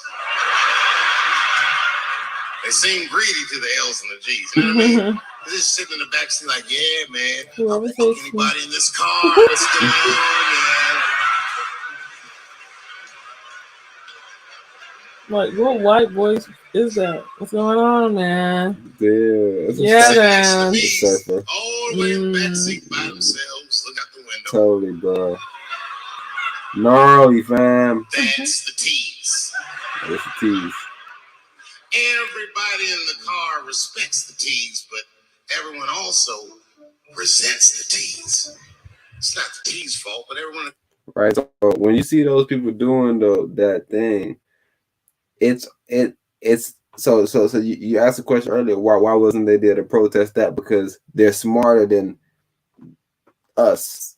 When I say us, I'm not talking about me, I'm talking about melanated people. They know that will make their cause look bad. Same thing with the Juicy Smollett. We can't fight for that one. We can't put our name on fighting for that one, not right now, because you see that person that you showed me is a L or a G or whatever she's the L, right? Because I guess she'll be a stud. She'll still like girls. She don't like the T's. But everybody respect the T's because what you know is, when I say everybody, I'm talking about the whole LGBT situation, because what they understand is as an army, we can get more done. But with this one, there's even Caitlyn coming out. There's a lot of people coming out. We're not going to respect this one because it's going to make us look crazy. But us as melanated people, we respecting anyone. We say, no, that's a good one too. No, put that one in there too. No, that's racism. T, look. It's like, no, he black, put him in. That's not racism. He half black, put him in. But he 1/3, put him in. You're not black, but you said some black shit. Obviously, like we treating our shit like we ain't got a line of people trying to fight for shit. Trying to get in. It's just like, nah, your shit don't sell that many tickets, bro. We don't care about your shit. Yeah, it's like a whole line of people going through it, but their shit is dismissed because it's not entertaining enough. It's not exciting enough. Hey, and we should play it just like the LGBT community playing it. They playing it like, yo, we all in the car together, so we cool. But there's some things, if an individual do, we cannot stand by it. We cannot stand by it. But us, bro, we'll break the whole car up because the whole car, like, yo, we're not standing by that. And you like, no, what? She's a woman. We all said that before. Yeah, we said that when we was in the car by ourselves. But what do you do when your group more so ignorant than intellectual? Like, how do you combat the ignorance? Shit, like I said, that's why me and you here, spin doctors. Who? Me and you. I don't like that one. I feel like we're more like truth serum doctors. Yeah, spin doctors. Spin doctors is like turning the narrative into something it's not. We're trying to turn the narrative back to what it was. That's what the West say. The West call us spin doctor. I'm using a Western term. Oh, so you're calling what they would call us. But what would you call yourself? I'm just saying. They calling you a spin doctor. So that's what we are. Right? And a spin doctor, quote unquote, pushes out propaganda for his or her side. Right? But living in America, there's only one propagandist, and that's the government. So the free man that they quote unquote call a spin doctor, I'm okay with just calling them that for right now. Same thing with Christians, right? He's like, bro, you're not really a Christian. We never called ourselves some whack shit like that, but I'm okay with it for right now. Well, we can use it to our advantage. So that's why I'm rocking with it right now. Okay. Because that's our purpose, right? If we saying that there's propaganda going on, cool. Their propagandists, we propagandists. You could look at it and be like, yo, propaganda a bad thing. No, it's not. I go look at the word. No, nothing is really innately bad. This is a word. Yeah, I don't like that. You don't like the word propaganda? Because you don't know. It's just a matter of asking questions. Pro. Agenda? So what is our agenda? The truth? And their agendas are lies? Okay. They're of their father, the devil, a liar. The Most High said that even when they lie, they tell the truth. Because they're of their father, the devil. They're supposed to be liars. So if they call us spin doctors, that's okay. They're liars. Everything they say is complete opposite. So that's what I'm saying. If they calling us like that, we straight with it. Same thing when they called us Christians. They said, nah, y'all Christians, they Jews. And they tricked us. Mm-hmm. Because we didn't understand that they were spin doctors. So we're supposed to use that shit and be like, all right, yeah, we Christians. Mm-hmm. All right, but we was like, oh, we are? Oh, so we not the chosen ones, though. If I'm Jew, okay, my bad. That's what we did. Instead of being like, what? Okay, we the Christians. Y'all the Jews? like our one homeboy said, well, it said OG right here was ready. Ran the video, man. Cool, unconstrained, unsorted emotion there that I actually worry about the way she may cope. And I caution you and others who may be watching not to use the anomaly of an Osaka breaking down in front of the world on this huge stage as a representation of the greater mental health crisis in our culture. Do you understand that right there, Empress? Mm-hmm. Because that's super important. And he said, yo, I caution you and just anybody else with these platforms that may say, man, look what's going on with black people. Woe unto black people. Let's help black people. Yeah, but that's not the example. Because if y'all help that situation, y'all aren't really doing anything. Same thing when they help the Kaepernick situation. That's not what we need to help. Let's actually figure out the actual practical shit and figure out what's going on in the community. But somebody just saying, yeah, they abusing the police and I don't even want to play no more in the league. I need a severance check. Mm-hmm. Okay, guys, get your severance check. But what are we doing for the actual black people in the neighborhood that's getting killed? Well, if I get the severance check, I can start little foundations. No. Because now you're gonna have to have money to start the foundation, and that's gonna be more money when you can just start the donations, nigga. Let's not do no foundations no more. Let's actually donate now. Like no more founds. Bro, y'all been here too long, bro. Let's stop doing foundations. That's fine. We need some pipelines. Money to people pipelines. Like we need pipelines. You need to be like, yo, the money don't go to me. I'm protesting because I want them to get paid. I play sports. I'm gonna make my money. Mm-hmm. They need the money. It's like they don't be doing that, Empress. They walk off. They get deals. They do Nike deals. Yeah, it literally is breeding the outcry for blockchain technology because people want to see exactly where this money's going. Man, how come we all ain't got a pair of the black Nikes? Every black person in America should have one of them RGB, right? Why? Because Nike said they making Nikes for Kaepernick, and Kaepernick was protesting for black people that was getting just killed up with the cops. Oh, okay, I see what you're saying. I got pulled over by a cop. I should have Nikes. No, I think it's more shit that can go into that. What do you mean? The Nikes are free though that they giving me. But you saying I shouldn't be wearing Phil Knight on my feet. You know how that renter was saying the fact that you took a partial payment justifies the full payment? Mm-hmm. That's what I feel like that is. Taking a partial payment instead of a full payment. So you said we should hold out. So if Nike wanted to do something real as far as police brutality, it would have to be something in relation to reforming the system. In other words, when you pull somebody over, bro, guns being drawn and things of that nature shouldn't be the first thing that happens. That's then that'll never change because people are biggest. What they would have to do, Empress, is give us equity in the company.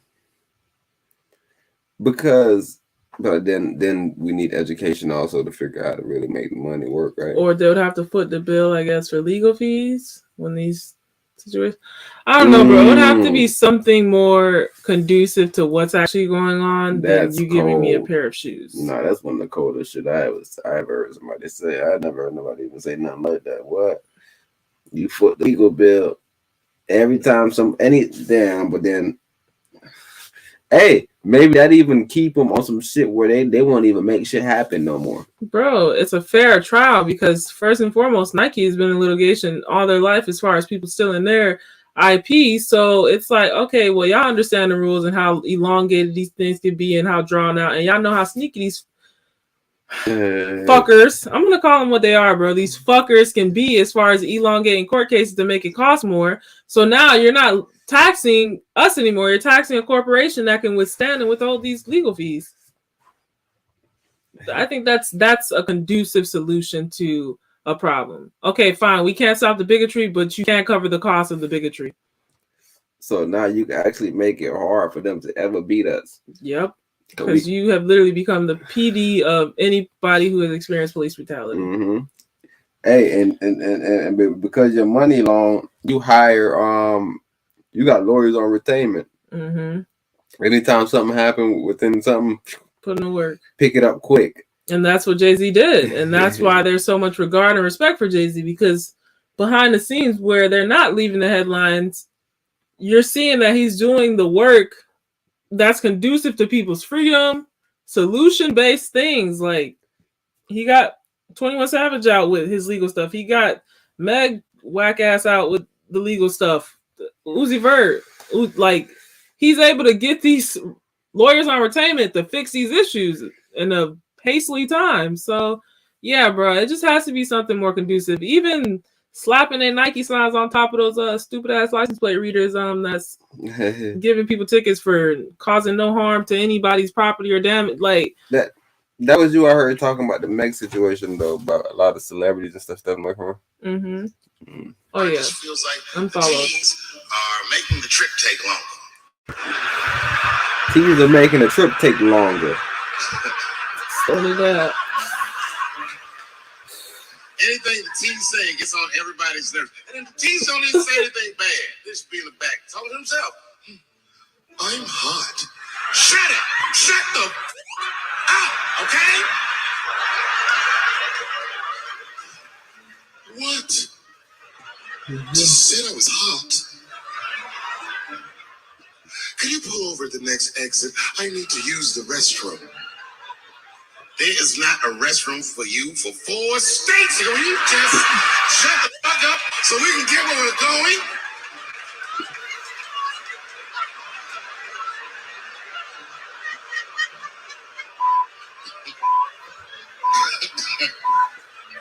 And just when that car can't get any more tense, the cues are a hitchhiker that they picked up on the road. Some white dude in booty shorts is walking down the freeway.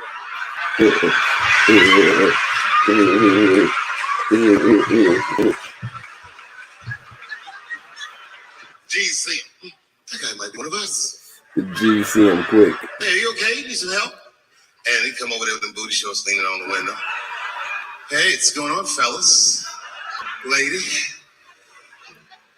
Whatever pronoun makes you feel comfortable in the back. Yeah. I don't really know where I'm going. I don't know if I'm gay or I'm straight or whatever. All I know for sure is that I really want to get in this car.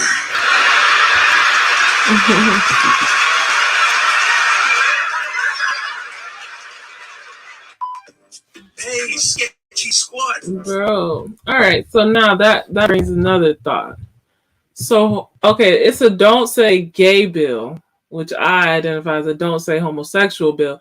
But once the homosexuals are all together, you have to dive into it. Because they're all homosexuals, but now it's like homosexual to what degree? It's a woman that likes a woman, another woman. It's a man that likes another man. And how do you identify a man homosexual, not homosexual? And then, like I said, it gets to a point where it's not even homosexual, because now if you're identifying as being something else, you could say you don't like the same. So, right, you could be a man that was a man, and now you trans to a woman, but you still like woman. So you're straight in your mind, or you may like man. So you have to like man to be straight. They're just slowing it down. Or you like woman, so you're a lesbian. That's what I'm saying. With the trans, they could be either who or. So you're saying natural born man, trans woman likes women. That's a lesbian. Becomes a lesbian. So went or from a being sneaky heterosexual. Went from being heterosexual to being a lesbian. Or they could like a man that makes them straight or sneakingly gay. It's two options. It's two options. Sneaky heterosexual, sneaky homosexual. See, it's just sneaking something, right? And that's why it's so hard with them. Like, because even with the queers, it's hard with the queers, but the queers are so queery. It's like we don't know what the queers is. Everybody just assumes that the queers are just gay, right? But with the trans, you don't know what they are because they're straight. Say no, I don't. I like a man. I'm a woman. It's like, bro, you a woman? Yeah, that's my fiance right there. We're married. Oh, my bad. But you, all right, whatever. Cool. Like they're making a trip long because now for people like me and Empress, we like, hold on. So what you said? Empress saying she curious. So Empress want to figure out. So what do you call man on man? And why is it gay? Are you saying the lesbians aren't happy? Why do they get synonym for happy? Well, let's if we ever dive into what you'll see is that in man-on-man relationship, there's a lot of sex, a little bit of argument. In woman-on-woman relationships, there's a little sex, a lot of argument based on stats. So that's just happiness, I'm guessing. Right? That's how they just. Yeah, because every time I think of LGBTQ, I think of that happy white man in the Pride Parade. Those are usually gay men. Yeah. Because they've been fighting for this shit for a little minute. That's what Dave was saying. Like, nigga, they. And he's saying that they white man, but yeah, they white man. They've been doing this for a little minute. But I guess if it is a lesbian, there's that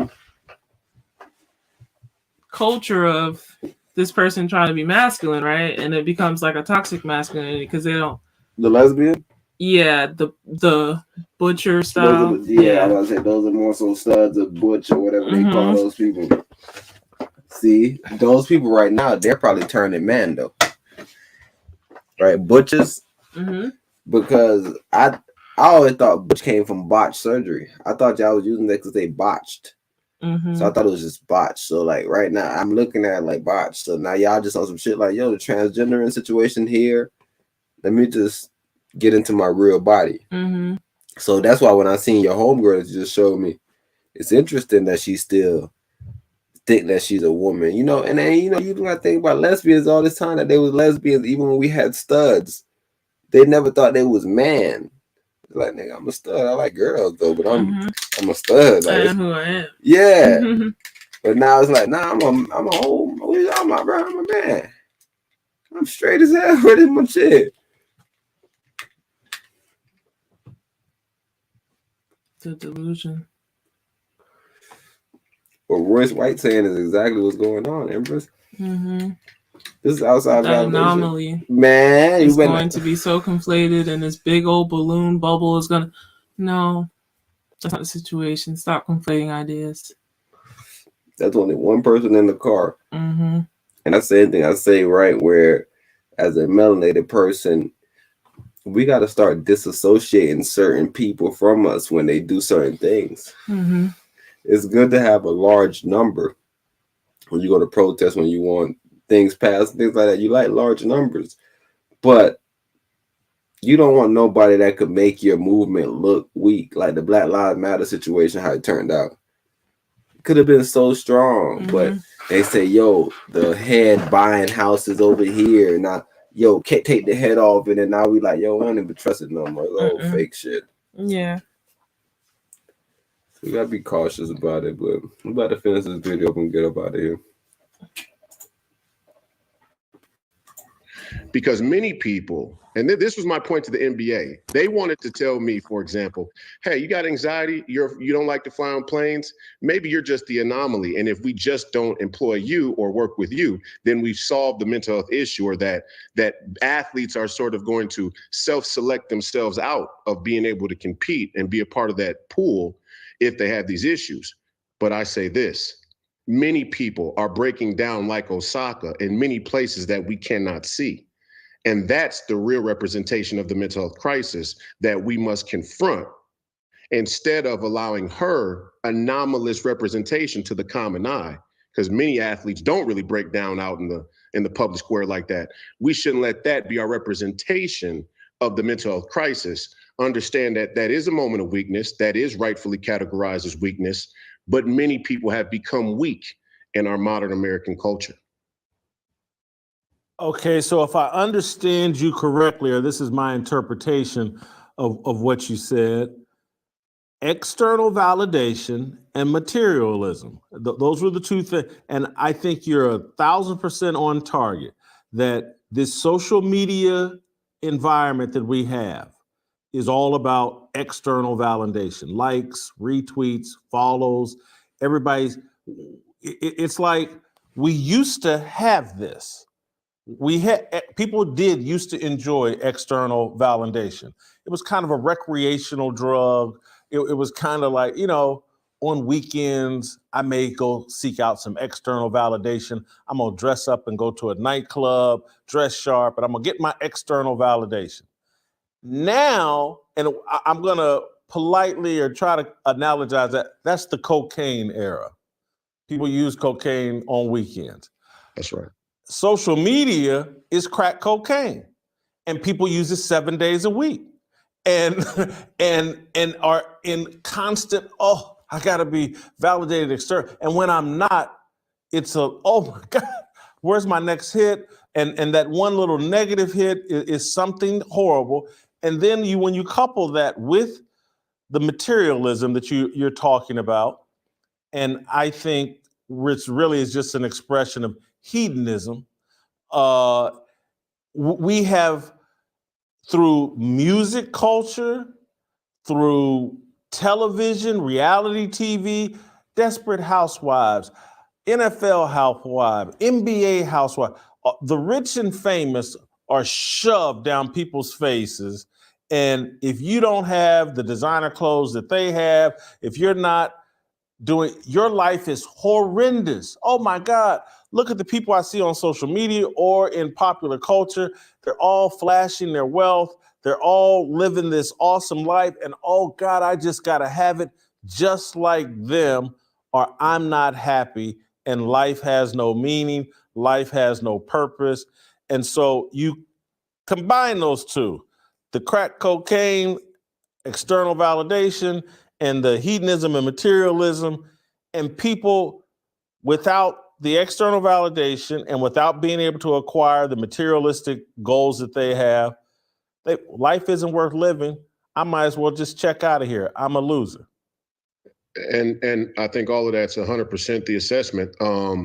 I'd add there's a third dark horse in this race, and that's wokeism.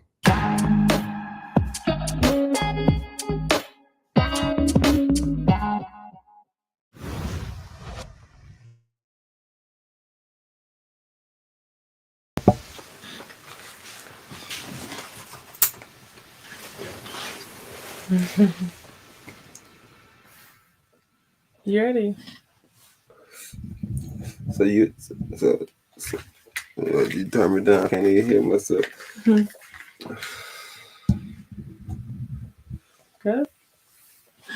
Mm-hmm. But that was just a nice way to wrap the show up. I wanted to, I like bringing stuff into a bow, and that's what me and Empras was just saying as far as stuff. Like, bro, we're so woke right now. We can't even talk about real stuff. You say something real, somebody say, We're so sensitive right now. Sensitive. Yes, we're definitely sensitive too. But we definitely woke in the sense and not woke in a real way when we started off using it, but woke in the sense that it's a trend. It's a fad. Yeah, it started off as like, representation. Why are we not in movies? Why are we not here? Why are we not there? To this wildfire festival. Right, woke was just like, I think the government be putting stuff in these goddamn food they be giving to us. Yeah, I'm starting to look at the way these TV programming, like they trying to program us. Right, that's when you was woke, but then now people are asleep. Sleep. You sleepwalking. Right, Empress? They walking through the world. Did you watch that John with me? You didn't watch it. What? When bro was sleepwalking, the cop. Mm-mm. Man, you was listening to it because I heard you laughing from the side, but he pulled his cannon out, put it in my head. Ooh, I get up out of here, man. I'm just gonna watch this. It did what? Man, you gonna watch it Oh, behind the scenes, little mammy. You ready? Am I ready? Alrighty, guys. Are you beautiful? That is the conclusion of episode 202. 202. Of the Wise Magi Godcast Sunday Dinner-esque segment. That's we episode will be 4, back. man. Episode 202. Mm-hmm. Episode 4. We gotta go back and watch episode 4. This probably just like episode 4. Probably episode 4 we talked about the same type of like this. I know those people was on episode 4 that was talking about the freaky people. For real. I don't know. Okay, well, yeah, we will be back on Tuesday with our Black Wall Street Bets Taco Tuesday, where we talk about currency only. You guys continue to check out our clips and stay tuned for new clips and new updates. Again, we will be back on our Wise Magi channel, Wise Magi Godcast channel on April 4th, 2022. So you guys can start tuning in there for our Sunday and Friday shows. But until then, stay tuned here at Black Wall Street Bets YouTube channel. And remember to keep that mentality black, balanced, logical, and knowing. Until then, peace.